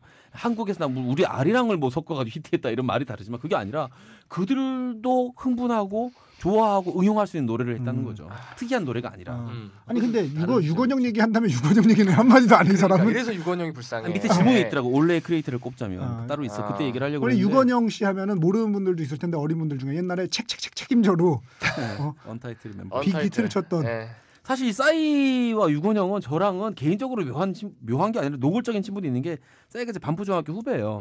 3년 후배고 4년인가? 2년 후배 아니? 2년 후배, 77년생 2년 후배구나. 그리고 유건영은 제 막내 동생 친구예요. 청담고등학교 친구야. 같은 반 친구였어요. 둘이. 둘 다 이제 학교 친구고 이제 그거였는데 물론 그렇다고 친하게 지낸다는 뜻은 아니고요. 전혀 아니 그래도 없고. 어쨌든 저 이재익 PD님의 존재를 그 사람들이 알고 있다는 얘기예요. 그건 그 그러니까 존재는 그 알죠. 정도면 됐지. 왜냐하면 정확히 1년 전에 제가 그 홍대에 있는 그 막창집에서 싸이와 김장훈 씨랑 같이 곱창을 먹은 적이 있어요. 이제 그분들이 이제 스태프들을 데리고 와서 결국 새벽 한 2-3시에 판이 커져서 한 수십 명이 거기서 곱창을 먹게 된 거예요. 계산을 제가 쏘기로 한 날이라 제가 쌌는데 99만 8천 원이 나왔거든요. 아직 기억합니다. 100만 원에서 2천 원 빠진 금액이 나와서 제가 계산을 했어요. 이태일 소심해. 이태일이야. 싸이가 곱창은 맛있게 먹었을라나 모르겠네. 아니 곱창을 맛있게 먹고 맛없게 먹건 이태일이 99만 8천 원을 쓴 걸 기억을 해줘야 되는데. 야 100만 원 썼으면 큰일 날 뻔했다 야. 죽여버렸을지도 몰라요. 그러니까. 불판으로 때렸을 수도 있어요. 그러니까. 이태일. 그랬으면 강남 스타일이 안 나온 거야. 그만 쫓아 뭐 이 돼지 아니면 때렸을 수도 있어요. 그랬으면 강남 스타일이 안 나왔을 텐데. 사실상 모르겠어요. 뭐 강남 스타일 자체가 그러니까 보통 싸이의 곡들이 가사 때문에 뜨는 경우가 많이 있는데 어쨌든 그럼에도 불구하고 유건영은 이문세에게 이영훈 같은 존재. 그렇죠. 같이 싸이에게는 정말 유건영은 그렇죠. 싸이의 모든 작품들을 거의 같이 했기 때문에 그렇죠. 뭐 사실 공동 작곡이라고 돼 있는데 기본적으로는 또 유건영의 어떤 좀 음악적인 역량은 더 크죠. 그렇죠. 사실 강남 스타일은 지금 말하자면 멜로디도 뜬 거 아니에요. 전 세계적으로. 그 미국 사람들이 사실 가사 알고 하진 않았을 거 아니야. 뮤직비디오를 좋아하더라고요. 그러니까 어쨌든지 간에 그런 면에서는 참 훌륭한 아티스트죠. 예. 뭐 이제 너무 얘기를 많이 해가지고 올해의 그 크리에이터에서는 전 빠지도록 할게요. 뭐 유건영. 유건영 얘기 나온 김에 좀 더 하자면 저는 유건영이라는 작곡가의 대단한 심지는 하던 것만 계속하는 사람이에요. 이 사람. 막 무슨 오케스트라 반주에 막 꿈을 크게 펼쳐가지고 이것도 해보고 저것도 해보고가 아니라 계속 이런 거 고만고만한 댄스곡만 계속 만드는 거예요. 부끄러워하지도 않으면서 그냥 아주 쭉 그냥. 아니 근데 그러니까 책임져와 강남 스타일은 연장선상에 있죠. 계속 그런 노래 대단한 거야. 그것도 대단한 뚝심인 게 이제 사실은 이제 제가 다음 주부터 김창렬을 올드스쿨로 옮기잖아요. 근데 이제 월요일날 섭외가 지금 갑자기 빵꾸가 났어요. 원래 되기로 했던 사람이 전부터 되기로 했던 누구였는데? 사람이. 아니 뭐 그것까지는 뭐 그런데 어떤 뭐 개인 사정으로 뭐가 빵꾸가 난 상황인데 그래서 이제 유건영을 너무나 초대해보고 싶은 거야. 듣고 싶은 거야 유건영의 얘기를. 근데 마침 또 유건영 기사가 지금 떠 있는 거야. 지금 다음 포탈인가 어디 메인에 전화를 했더니 전화기가 꺼져 있더군요. 정말 올해의 인물이에요. 지금 뭘 합니까? 아니 그게 아니라 너무 지금 잘 되고 있다고. 잘 되고 있죠. 말하자면 유건영 자체도 지금 어떻게 보면은 지금 빵 떠가지고 세계 최고의 작곡가지 지금 현재. 그러니까 지금 현재 세계 최고의 작곡가가 돼버린 거야. 전화기를 꺼놓고 살더라고. 어쨌든 그 제가 뭐 이렇게 그 저희 그 저서인 나 이제 크리에이터에서 얘기한 바와 마찬가지로 저서래 이제. 씨발 책도 아니고 저서야 저서. 자기 저서래. 졸저라고 할게. 졸저인 그 나 EJ 크리에이터 시공사 출판. 네, 내가 제일 싫어하는 게 이런 거거든. 글 쓸 때 필자가 보기에는 이거 내가 필자 소리 하는 거 졸라 싫어하는데 자기 책을 아니 보통 이제 졸저라는 말도 그 졸저라는 게 졸저가 졸렬한 사실 저서인데 건방지지. 그것도 사실 존나 건방지거든. 근데 이거는 졸도 다시 빼고 표현하겠습니다. 제 저서인 저희 명저인 그 나 EJ 크리에이터에 보면 그런 말이 나와요.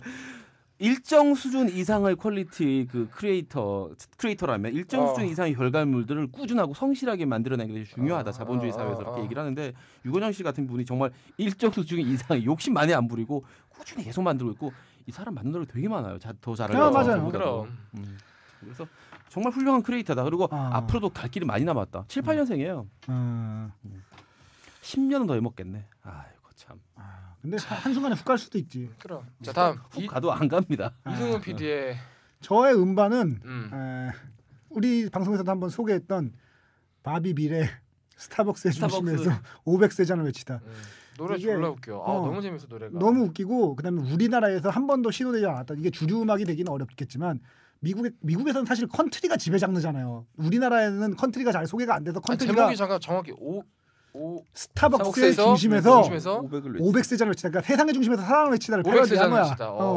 그래서 무슨 가사 내용에 그랜저 엑스지를 이불로 덮고 잔 얘기 뭐 이런 얘기인데 가사도 너무 재밌지만 그러니까 우리나라에 없었던 컨트리라는 장르를 시도를 했다는 그거에 저는 점수를 되게 주고 싶거든요. 그리고 사실 노래도 내가 좋아. 웃긴 걸 너무 좋아하니까. 재밌어. 근데 이 노래가 심의가 안 났죠? 아니 났어요. 그게 심의가 뜻밖이었어. 심의가 났어. 그래서 내가 심의팀에 이게 스타벅스가 나오는데 되나 전화했더니 그랜저 엑스지 뭐 스타벅스 졸라 나와. 근데 된대.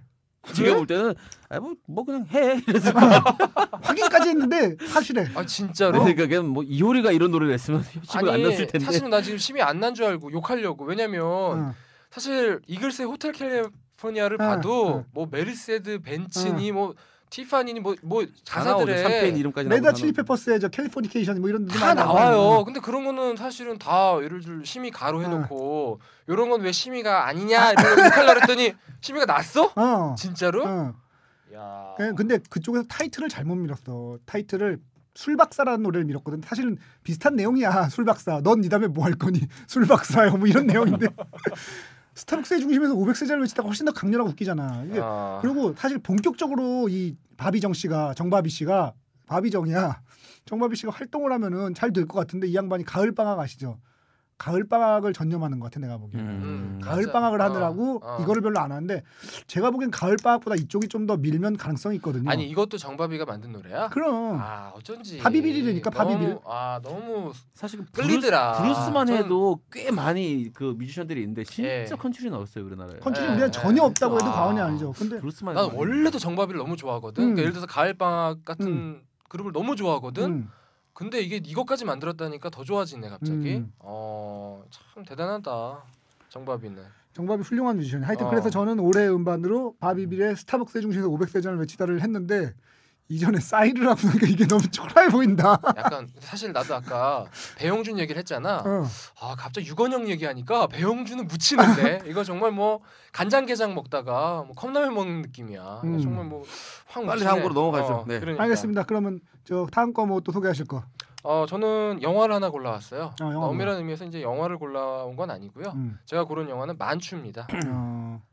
지난주에 뭐 다들 저희 전문 분야인 연예 부분이에요. 연예 부분인데 우리 태용이 형.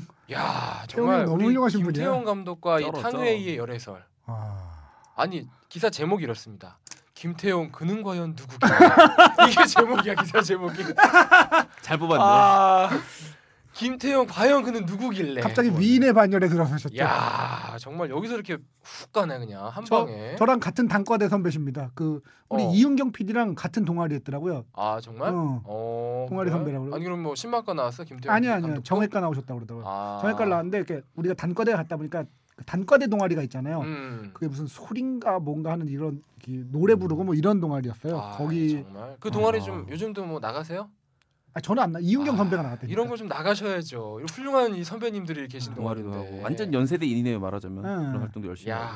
진짜 신촌의 중심에서 탕웨이를 외치다.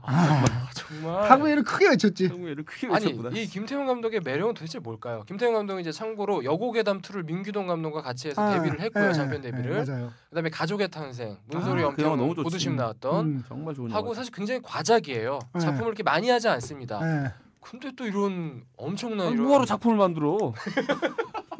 뭐하러 영화를 찍고 탕웨이 그런. 아니 탕웨이랑 헤어지면 이제 다음 작품 찍으시겠죠. 다음 여배우가 누군지 지켜봅시다. 아니 그의 매력은 뭘까요? 그 제가 류랑 기자한테 얘기를 들었는데요. 음. 류랑 기자는 전에 들었던 얘기인데, 그러니까 느낌이 어떤 느낌이냐면 김태형 감독이 아깝다 이런 느낌이에요. 와우. 그러니까 얘 인터뷰를 한번 했는데 그의 매력이 장난 아니래요. 진짜? 폭풍 매력이래. 폭풍 진짜? 매력. 아니 지난번에 정계수 감독님 나오셔서 친한 감독을 김태형 감독님을 네, 뽑아주고 네. 하셨잖아요. 야 김태형 감독님 한번 어떻게 전화라도 어떻게 연결 안 될까? 한번 해보죠 나중에. 아니 뭐 저기 그럼 뭐야. 정계수 감독님 지금 뮤지컬 내 사랑 내 곁에 개봉이라고 뭐라고 그래야 돼 그거를 초연? 그저 우리 뭐야? 저 어두운 이야기는 하지 말고 밝은 주제 왜 잘 안 돼? 잘 안 돼? 좀 주제가. 아니 우리 한번 보러 가야지. 아니 지금 어두운 얘기 하지 말래잖아. 미안합니다. 눈치가 없어 사람이. 잘될 미안합니다. 수도 있으니까 보러 갑시다. 미안합니다. 보러 갑시다. 뭐 세 장이라도 더 얹어서 보러 갑시다. 우리 거기서 번개를 할까? 그래 돈 내고 보러. 박수진님 왔을 때 그 번개를 할까? 문화 번개. 그러죠. 좀 있어 보이는데. 문화봉 괜찮아요. 컬처 번개. 아니 문화봉은 뭐야 결국 막판은 이제 객관화돼서 끝날 텐데. 컬처 썬더. 무슨 의미가 있냐고. 좋은데요. 하여튼 그러면 그래. 이재익 PD님 뭐 영화나 드라마나 이런 쪽에서. 예, 꼽으시나요? 저는 그 영화를 꼽았어요. 물론 이제 그 연말에 네. 하겠다고 얘기를 했으니까 네. 올해 이 영화에도 이 영화가 몇 번째로 꼽힐지 모르겠지만 저는 제일 인상적이었던 영화는 어쨌든 나쁜 놈들 전성시대였어요. 저한테는 올해 한 해. 이게 사실 되게 초반에 나왔던 영화거든요. 네. 우리가 심지어 그 이 시네타운 19 하기 전에 나왔던 영화라서 그러니까 안 다뤘어요. 이 영화. 우리가 예. 다룬 영화 중에 유일하게 개봉이 아닌 상태에서 다룬 영화죠. 우리가 늘 개봉한 상태에서 다뤘잖아. 근데 이미 지나간 다음에 다뤘죠. 그러니까 지나간 다음에 그러니까 그 2월 제가 알기로 2월 초인가 2월 중순인가? 아니야 우리가 거의 한 초반에 다뤘어 완전 아, 초반에. 2회 아니면 이 3회. 영화 상영했을 때가 겨울에 개봉했을 때가 아마 2월이었던 것 같은데 이 영화 되게 인상적이었어요. 그 딴 것도 딴 거지만 뭐 그런 것도 그렇지만 지금 사실 제일 재밌는 지점이거든요. 영화가 보면 그 부당거래 같은 경우가 지금 만약에 터졌다면 아마 이때 물렸다면 정말 천만이죠. 부당거래 1,000만 나오지 천만 않았을까? 나왔을 만약에 수 있어요. 지금 개봉했다면 지금이었으면 1,000만 치지 않았을까 지금은 부당거래? 무조건 1,000만이야. 그러니까. 근데 이제 부당거래는 다행히 불행하게도 올해 나온 영화가 아닌데 제가 아마 올해 나온 영화로 부당거래가 나왔으면 주저없이 이 영화를 꼽았을 텐데 어쨌든 보면 여기서 이제 우리가 이제 많이들 봐서 알고 있지만 또 영화에 많이 등장하지만 정면으로 보지 못했던 사람들이 나와요. 조폭, 그다음 건달, 뭐 반건달, 떨거지들 그리고 검사 이런 사람들이 정말 정면으로 떡하니 나온 영화. 어떻게 보면 우리나라에서 최초로 이런 영화가 나왔다고 할 수도 있어요. 그 전에 나왔던 조폭 영화가 많지만 그거는 어떤 희화를 했다든가 아니면은 그 어떤 액션의 도구로서 그 조폭이라는 개념 또는 그 분위기를 데포르메 된 거죠. 변형시킨. 자꾸 따라 이 사람 그건 영화 저거, 아니야. 저거. 데포르메는 영화 아니라서 내가 안심하고. 어쨌든 외국어는 이상한 것 같아. 영화 아니야? 자 어쨌든 그런 그 부분을 생각해 본다면 이 영화는 정말 처음이자 마지막은 아니겠죠. 마지막이 아니길 빌고 처음으로 그런 어떤 지점들을 정확하게 다큐멘터리가 아닌 그 영화가 할 수 있는 최대의 어떤 그 리얼리티를 살려가지고 영화를 찍어냈다는 거 보면서 굉장히 속 시원했어요. 보면서 그리고 어떻게 보면 그런 뭐 악의 고리라고 하면 너무 진부한 표현인가? 어쨌든 그런 그 악의 고리. 창의적이질 못해. 이게 뭐가 있어 그러면 그 조폭과 검사와의 그 고리가 뭐가 있어 그러면? 모르지 나는 창의적이지 않아. 어떤 표현이 어쨌든 그런 악의 고리라고 합시다. 그런 고리들이 이게 극화돼서 우리가 많이 그런 건 다 뭐 영화에 나온 얘기라고 했지만 이제는 더 이상 그렇게 말할 수가 없는 그렇죠. 상황이 됐다는 거죠. 그런 점에서 나쁜 놈들 전성시대라는 영화는 다시 한번 이 시점에서 볼만한 올해의 영화가 아니었나 싶은 생각을 합니다. 네. 알겠습니다. 이승훈 PD의 올해의 영화랄까? 저는 두 개를 꼽고 싶습니다. 그 둘 다 드라마인데 저는 사실 드라마는 잘 안 보지만 미국 드라마는 꽤 보는 편이지만 우리나라 드라마 추적자하고요. 그 내가 좀 이따 얘기하려고 그랬더니. 그다음에 미국 드라마 뉴스룸을 꼽고 싶습니다. 그 추적자는 어떤 의미가 있냐면요. 우리나라 최초로 사랑 얘기가 아니야. 그러니까 최초라고는 할 수 없지만 사실은 딴 거는 좀 비껴가는 느낌이 늘. 그래갖고 그러니까 좋은 캐스팅과 사랑 얘기 이게 우리나라 드라마의 축을 이루는 거의 모든 드라마가 10작품이면 10작품이 다 그런 드라마뿐인데 이거는 비껴갔죠. 좋은 캐스팅도 아니고. 그러니까 이거 편성 어떻게 이게 사연이 있을 거야. 나 나중에 한번 물어봐야겠어. 이거. 사연이 있어요? 편성이 될 수가 없는 드라마야. 근데 빵꾸 나서 들어간 거 맞아요. 그치. 그러지 않고선 들어갈 수가 빵꾸 나서 없어. 들어간 드라마인데 저는 정말 우리 회사에서 이 드라마가 나갔다는 게 저는 너무 자랑스러워. 너무 재밌었어. 그러니까 이 드라마가 실질적으로 시청률은 한 10에서 12? 그 사이를 왔다 갔다 했는데 화제된 느낌으로 보면 30% 정도 나온 느낌이에요. 그런 아니, 느낌이 나중에 나죠. 20까지 가지 않았어? 20 안 갔어? 막판에 갔는데 저는 너무 재밌게 봐가지고 우리는 이렇게 드라마를 나는 최근에 우리 드라마를 본방사수 해가면서 본 적은 정말 처음이었던 것 같아요. 저도 추적자를 사실 꼽았는데 저는 드라마를 안 보는 편인데 저도 다 보진 않았지만 봤던 이유가 드라마가 밀도가 있더라고요. 저는 그죠? 드라마를 안 보는 유일한 이유가 밀도가 떨어져서 안 봐요. 어차피 모든 이야기는 저는 다 2시간 안에 만들 수 있다고 보는데 그거를 20회 20시간으로 만드니까 2시간 만에 만들 수 있는 이야기를 그래서 안 보는데 그럼 재밌더라고요. 밀도가. 아니 그러면 이재피님 24도 그러면 밀도가 떨어진다고 생각하세요? 그렇지는 않은데 우리나라 드라마들은 대부분 우리나라 드라마 말하자면 횟수나 이런 거에 집착을 하다 보니까 횟수를 채우려고 그러는 그런 경향이 있죠. 캐스팅이 어렵고 이러니까. 근데 어쨌든 추적자는 그래서 우리나라 드라마에서 어떤 이런 드라마도 가능하다라는 걸 보여준. 난 사실 또 이거 인상적인 에피소드가 하나 있는데 우리 사장님과의 대화 시간 이런 게 있잖아요. 13층에서 강당에서 하는 그걸 하는데 이거 담당 CP님이었나 PD님이었나 혼났어.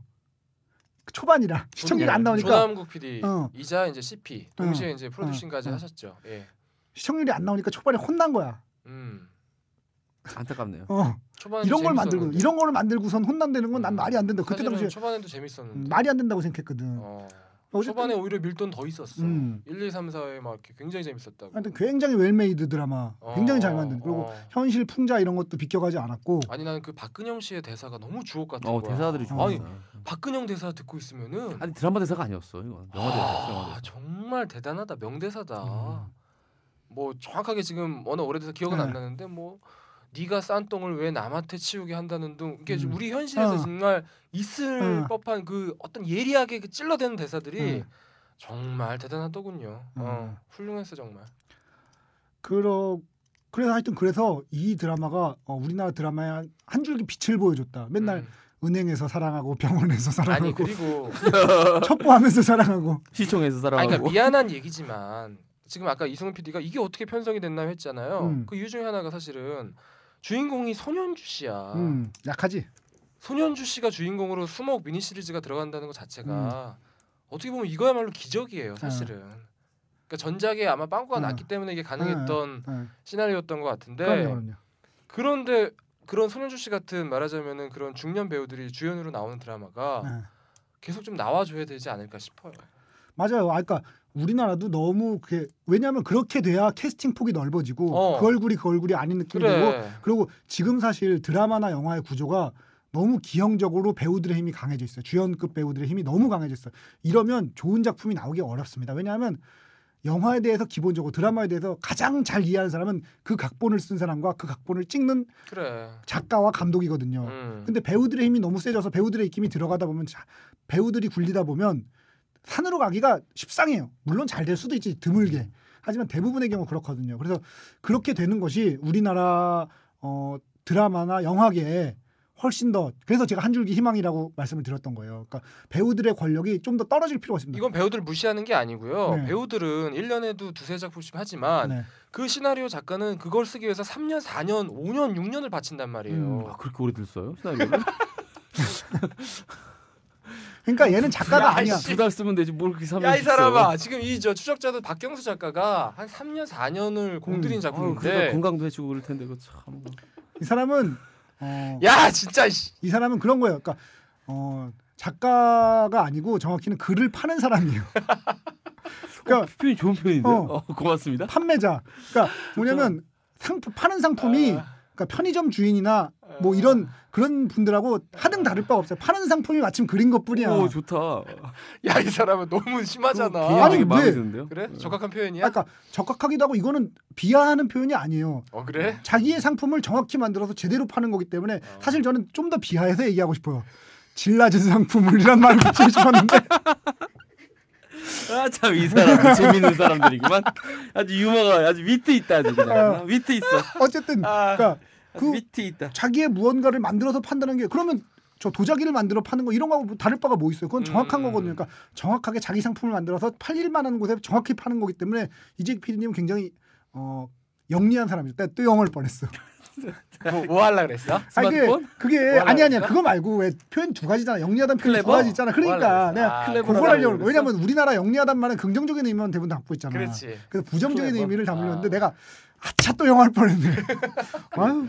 영화 안 하길. 아니 저는 사실 저도 추적자를 정말 1순위로 꼽아갖고 왔거든요. 그 이제 주제를 던졌을 때 드라마도 너무 재밌는데 또 하나는 저는 와 정말 그렇게 수많은 배우가 나오는데도 배우들의 연기가 다 살아있어. 존재감들이 그렇죠. 캐릭터가. 다 재밌어. 심지어 뭐 이렇게 말단 조연들조차도 야 이건 뭐 대본의 힘도 좋고 연출의 힘도 좋고 배우들의 연기도 좋고. 난 그걸 띄엄띄엄 봤는데도 재밌더라고요. 드라마 사실 이야기 놓치 보면 재미없잖아. 그렇지. 띄엄띄엄 봐도 재밌더라고. 그래서 야, 이 드라마 되게 잘 만들었구나 생각. 손현주 주인공은 말할 것도 없고 김상중 씨도 너무 재밌었고 뭐 심지어 나는 솔직히 연기 잘 못한다고 생각했던 김성령 씨조차도 못했죠. 아니 근데 여기서는 그래도 다른 데보단 연기를 잘했어. 그러니까 작품이 중요한 거니까. 결국 박근영의 그 연기는 와 정말 저 할아버지는 대박이다. 난 박근영 주연의 영화가 하나 좀 나와줬으면 좋겠어. 그러니까 박근영 씨가 참 스크린에도 잘 어울리는 얼굴이긴 한데 그렇죠? 그죠. 스케일이 있어요 배우가. 그러니까 사실 배우들이 드라마는 되는데 영화는 안 되는 배우들을 보면 연기의 문제가 아니고 스케일의 문제거든요. 사람의 그릇.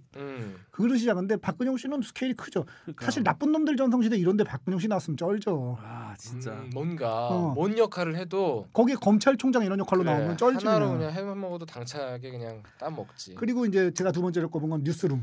뉴스룸 혹시 보셨나요? 못 봤어요.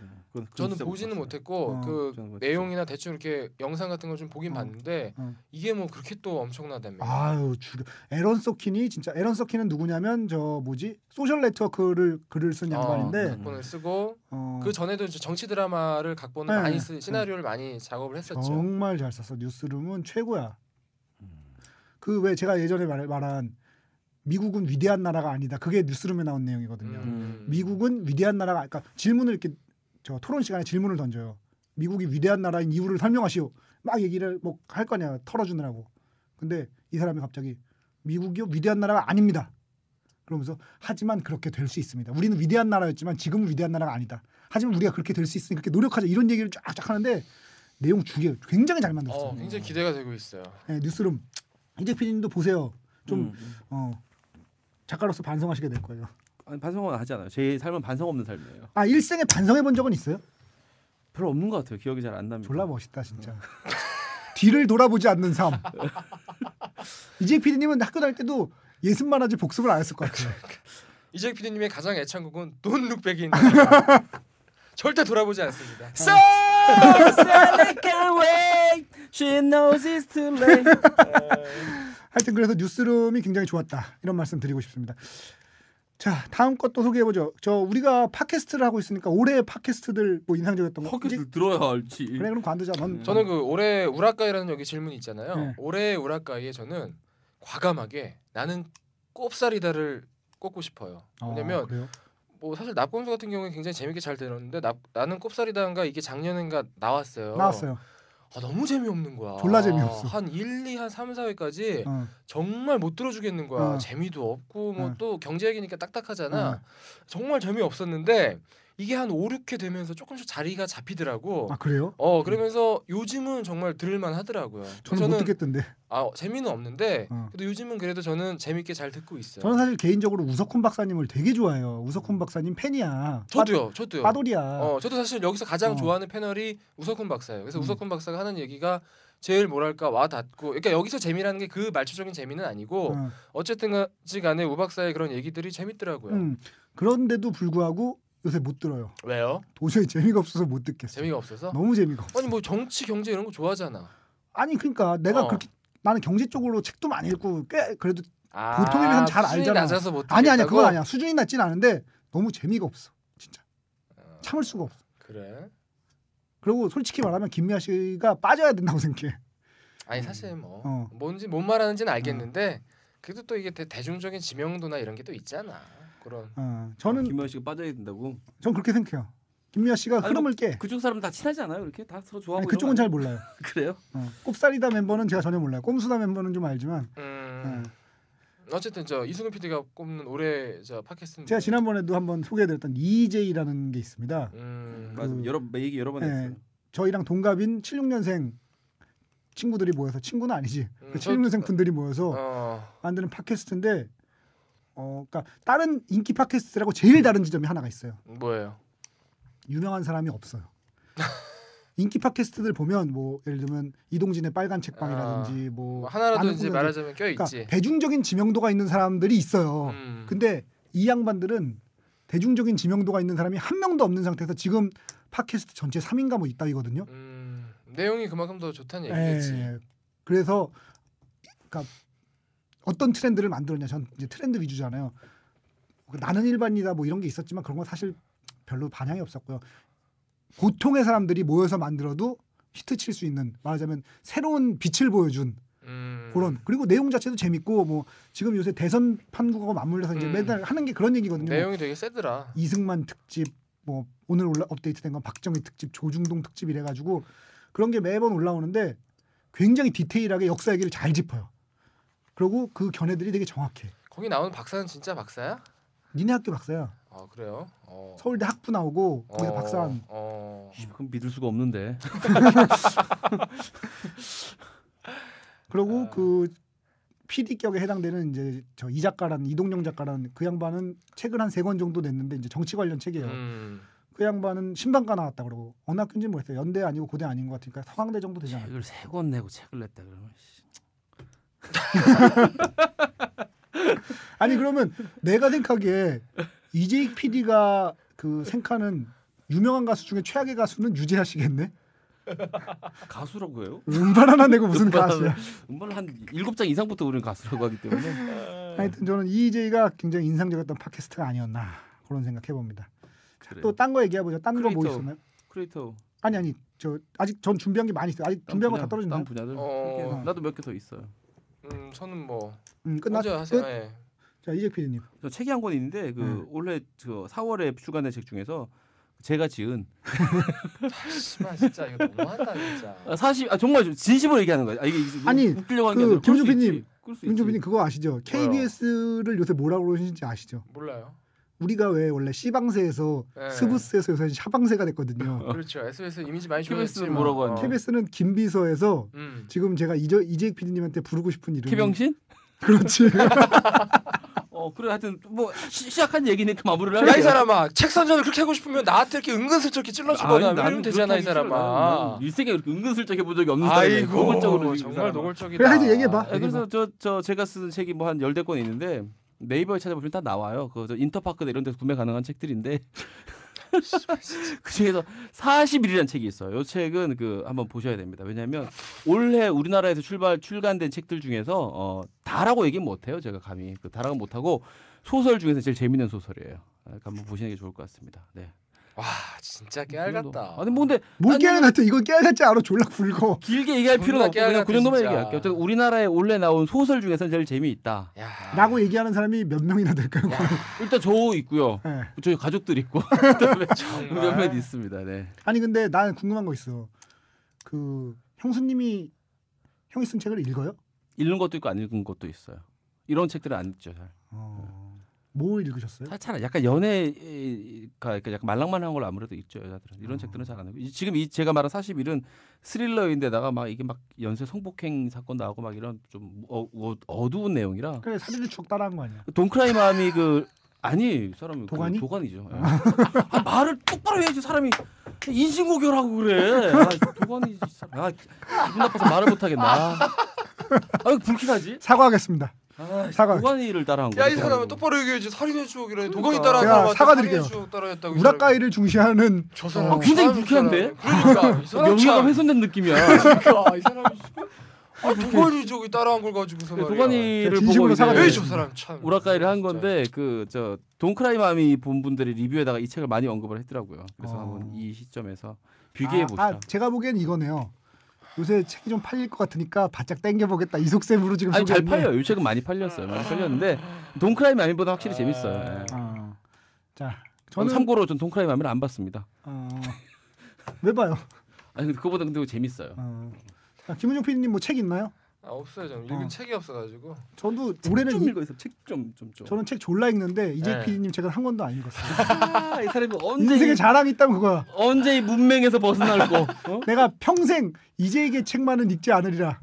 이 사람 뭐 추천해줄 만한 책이 문맹이다. 있어요? 문맹. 좋아하는 작가 누구냐 물어보면 전 이재익이라고 대답합니다. 하지만 책은 한 권. 알았어. 작가를 좋아하는 거지 책을 좋아하는 게 아니거든. 마치 도움크라이 마매를 보진 않았지만 사실이 더 재밌다고 말하는 것처럼 뭐 없어요? 그래. 책 그렇게 많이 읽는데 1년에 올해는- 몇백 권씩 읽는데. 올해는 인상적인 책이 없었어요. 40일을 한 보내니까 40일. 제가 원래 사실은 그래서 굳이 책 소개를 69를 하려고 그랬어요.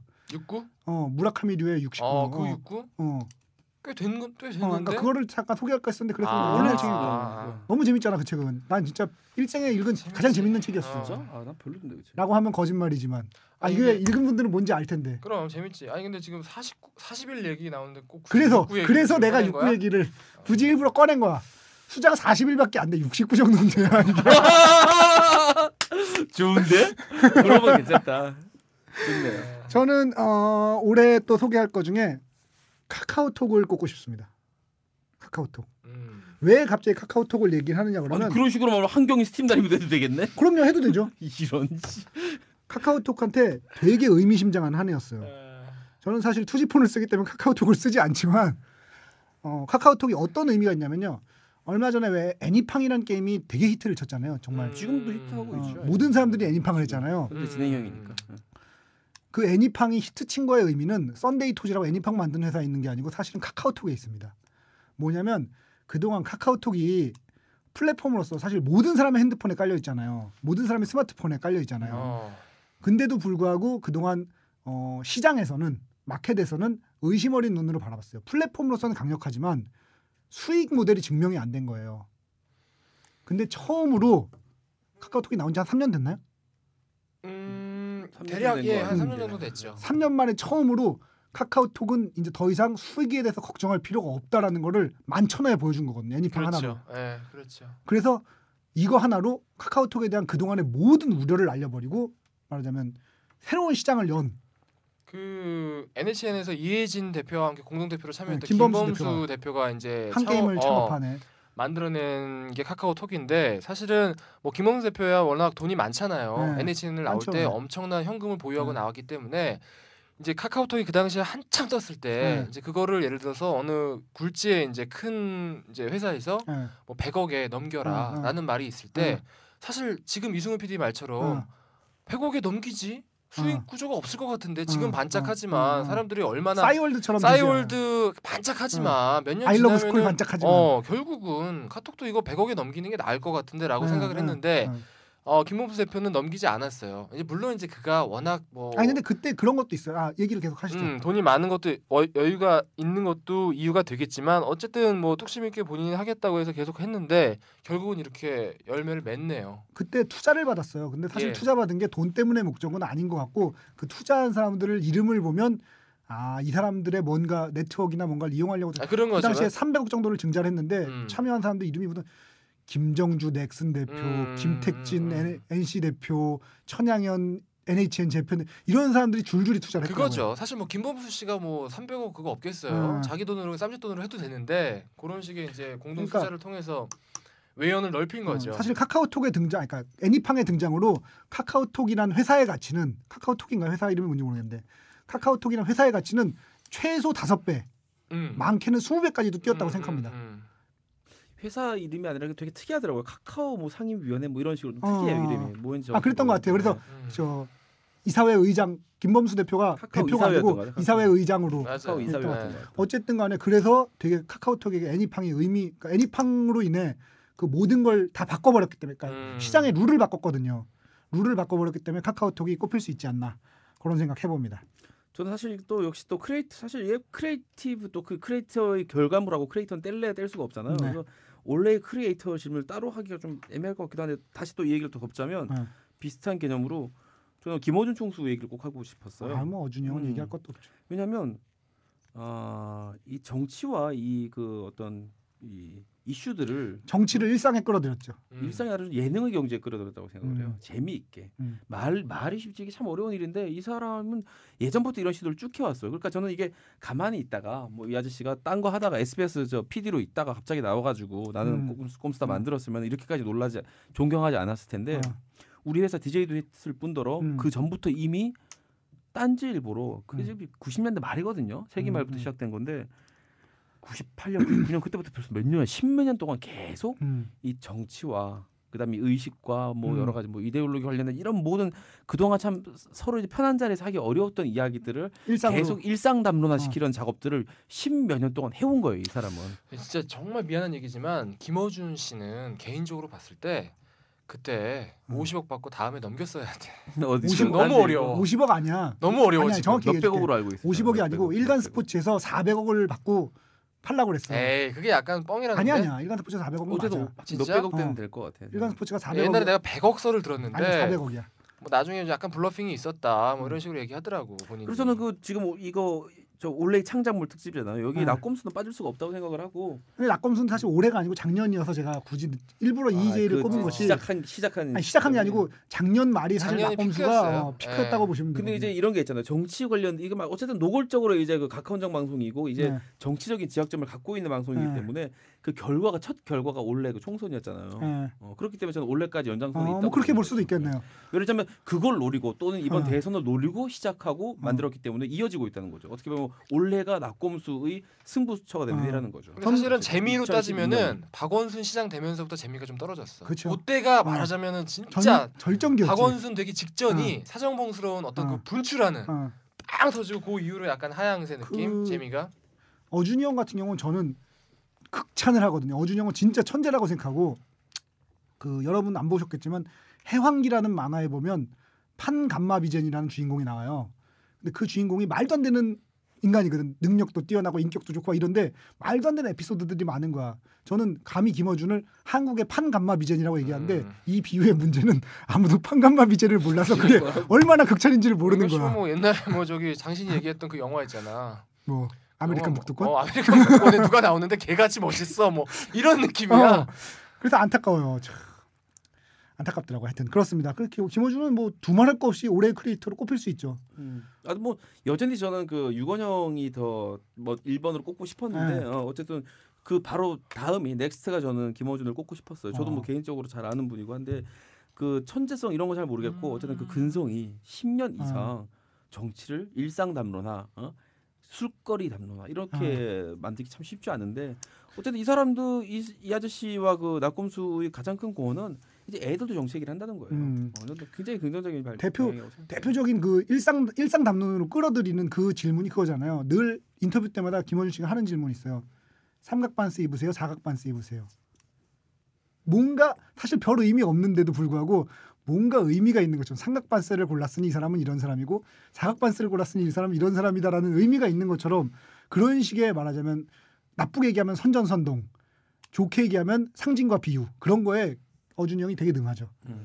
이제 좀 아쉬운 거는 이제 그 일단 여기서 그 타이틀에서 알 수 있듯이 정치적인 그 지향점이 편향성이 분명하잖아요. 자기들이 편파적이라고 얘기를 한다. 그렇기 때문에 뭐 이런 식으로 다른 또 지향점을 가진 방송도 여러 개 더 나왔으면 또 재밌을 수 있겠다 했는데 있을 걸 그런 것도. EJ가 약간 그런 느낌이긴 하죠. 뭐 그런 생각을 했어요. 그래서 사실 우리 이것도 하게 된 것도 어떻게 보면 낙곰수덕일 수도 있어요. 그러니까 김어준의 최대 그거는 팟캐스팅이란 새로운 시장을 열었죠.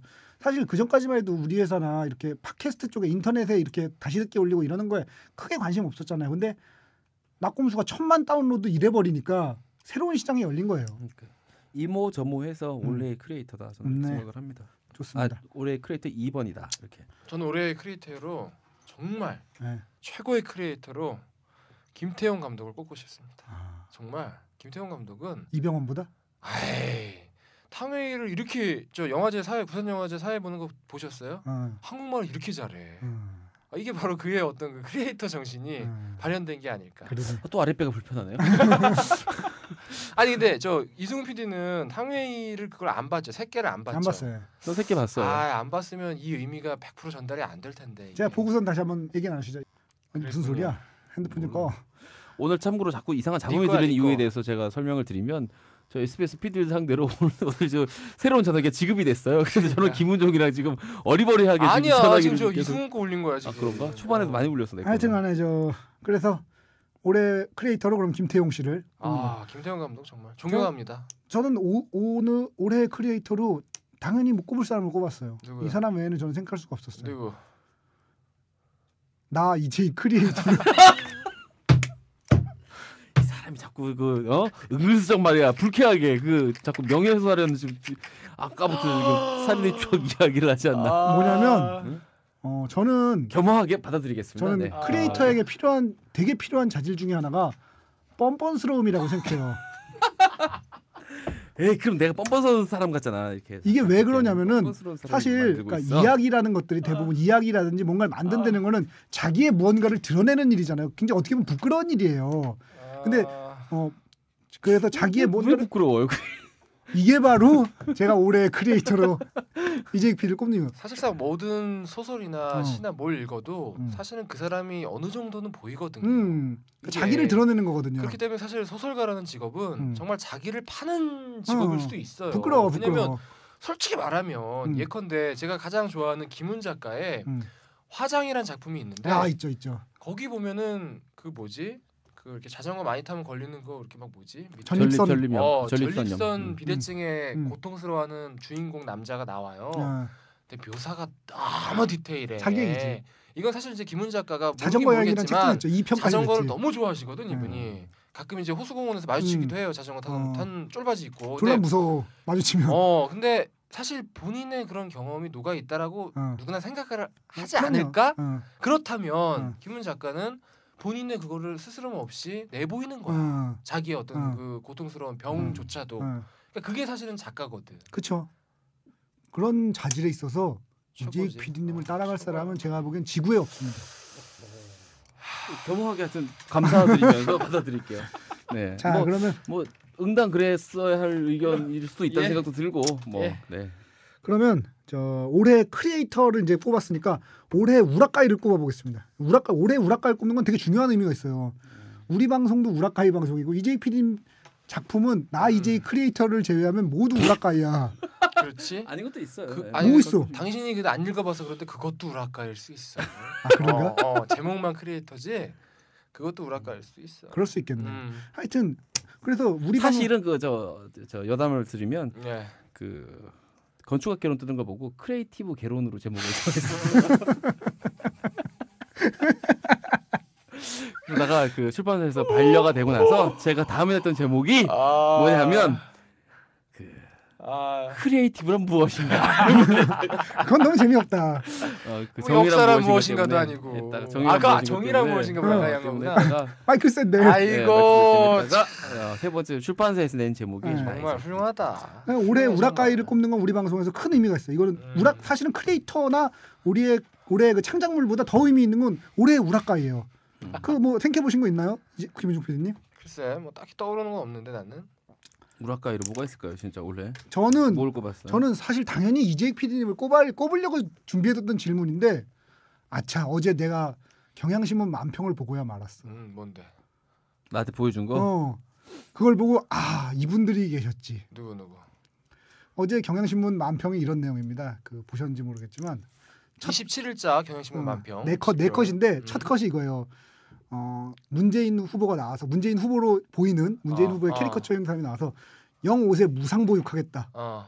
그리고 반값 등록금 실현하겠다 하니까 그 앞에 이제 그 그림이 박근혜 후보가 나와서 0.5세 무상보육 반값 등록금 당연히 실현한다. 당연히가 붙은 거야. 그 다음에 안철수 후보가 이제 나온 두 번째 컷은 안철수 후보가 나와 있고 경제민주화 하겠다. 그러니까 밑에 또 박근혜 후보가 강력한 경제민주화 하겠다.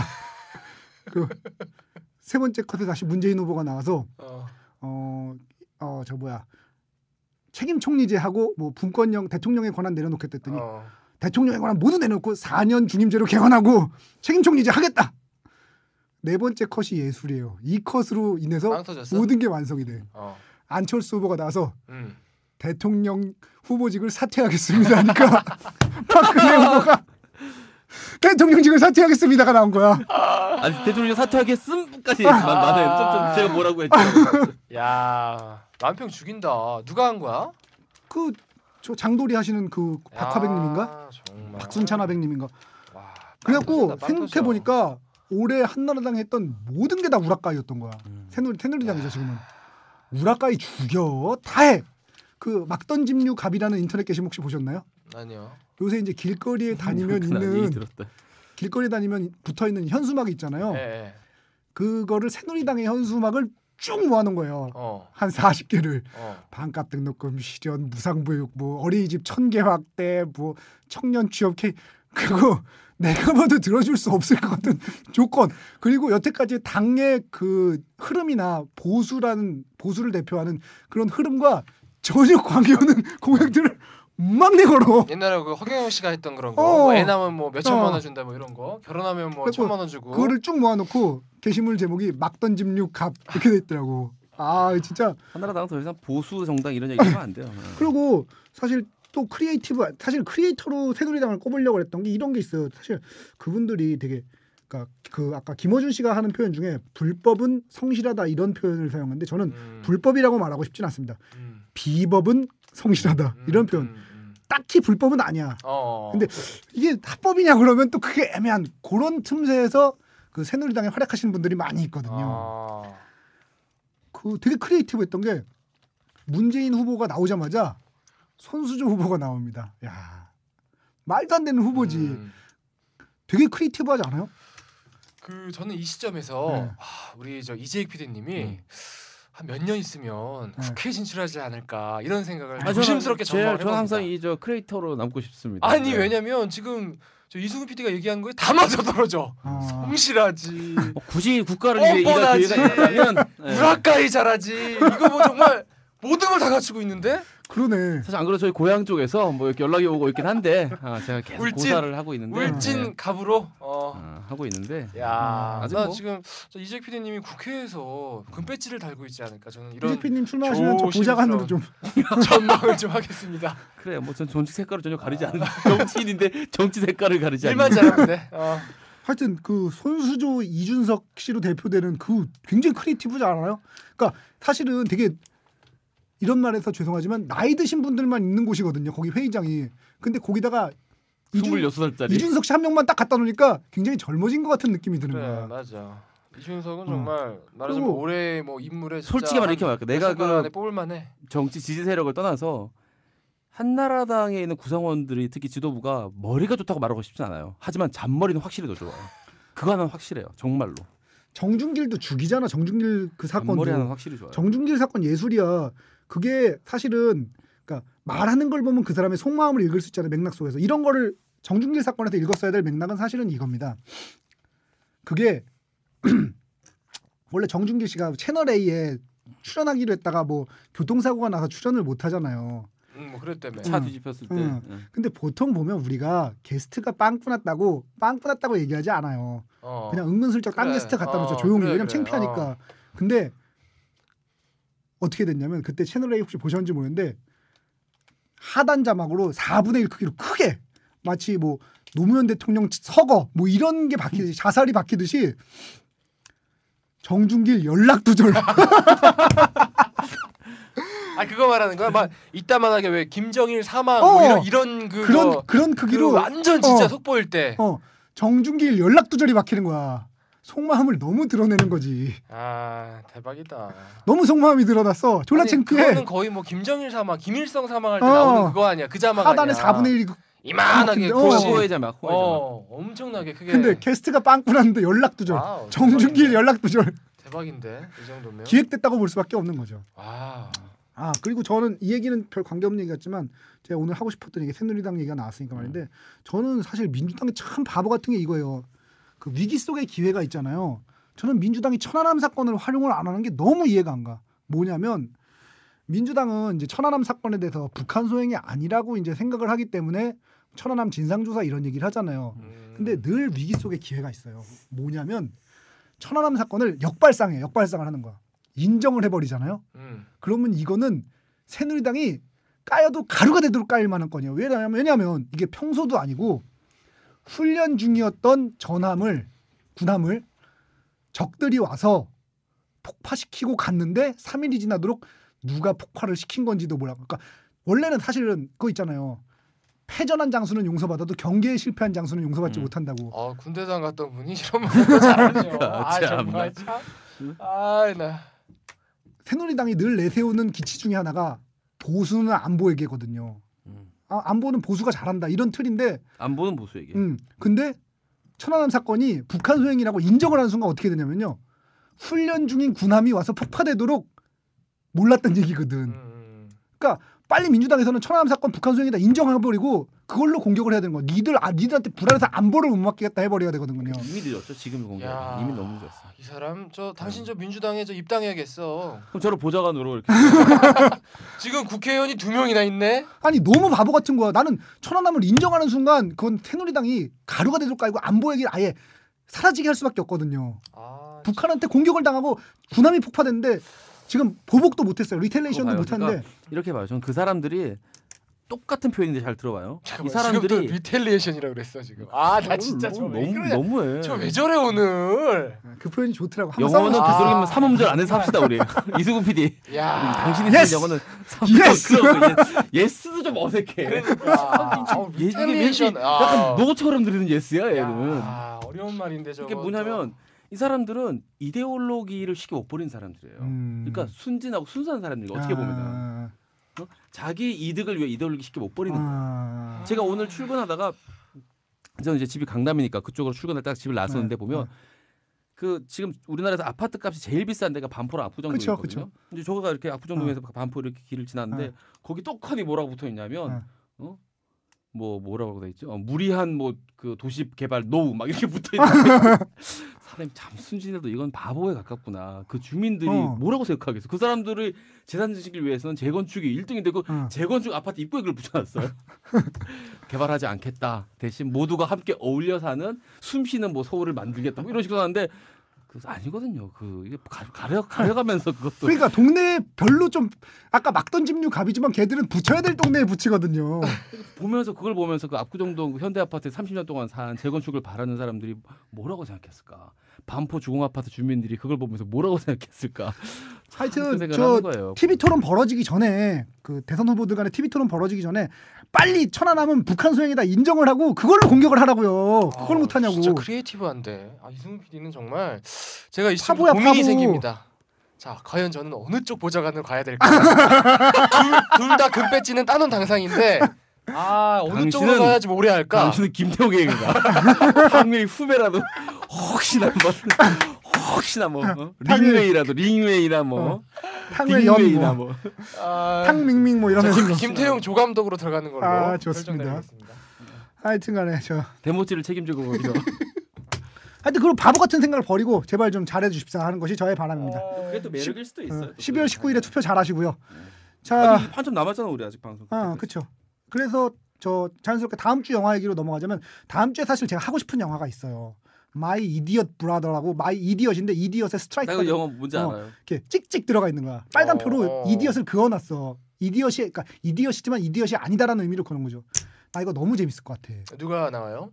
몰라. 배우는 감독은? 중요하지 않은데 그 감독도 몰라. 제작했던 데가 그래도 뭐 하나 했던 하여튼 이게 무조건 재밌어. 100% 재밌거든. 굉장히 감동적이기도 하고 사람 감동적이면서 지금 개봉하고 있어요? 이번 주에 목요일에 개봉. 이번 주에 개봉한다고 합시다 그걸로. 아니 근데 지금 이 시점에선 제가 준비해온 그 프로젝트가 있잖아요.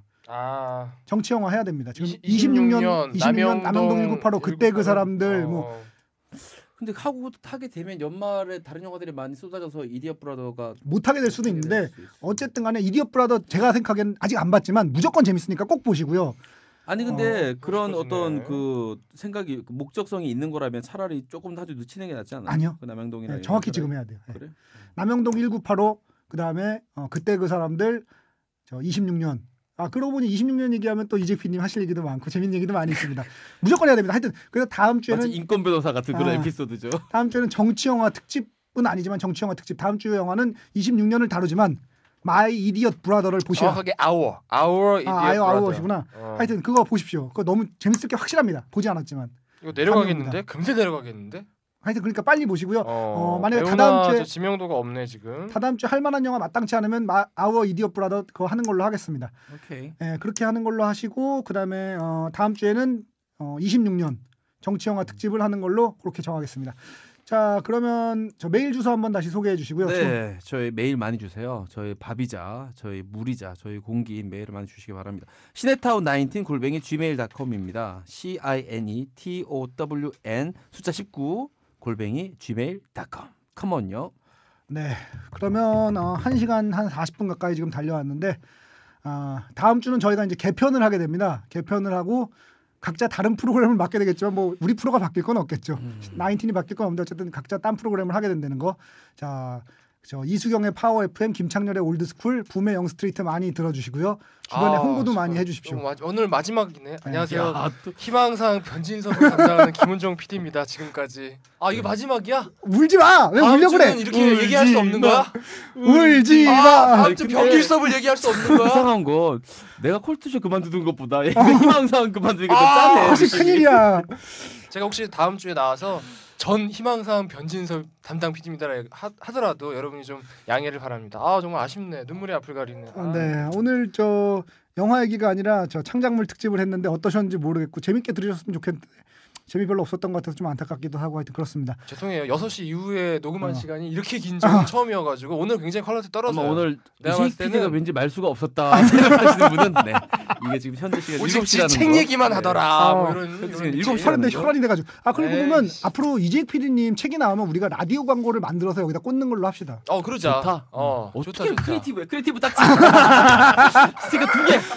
광고를 그러면 이재익 PD님이 잘 제작해서 뭐 성우를 그래. 쓰시든 이정진 씨를 쓰셔가지고 참고로 얘기하자면 그 다다음 주에 나오는데 제목이 오페라 소녀입니다. 오페라 하나 쫙 깔면서 하면 아니 되겠네. 그러면 문카로소님 목소리를 전화 인터뷰를 그래, 따가지고 하면 그래. 되겠네. 생각 중이에요. 네. 책 뒤에 문카로소녀 이름도 넣었어요.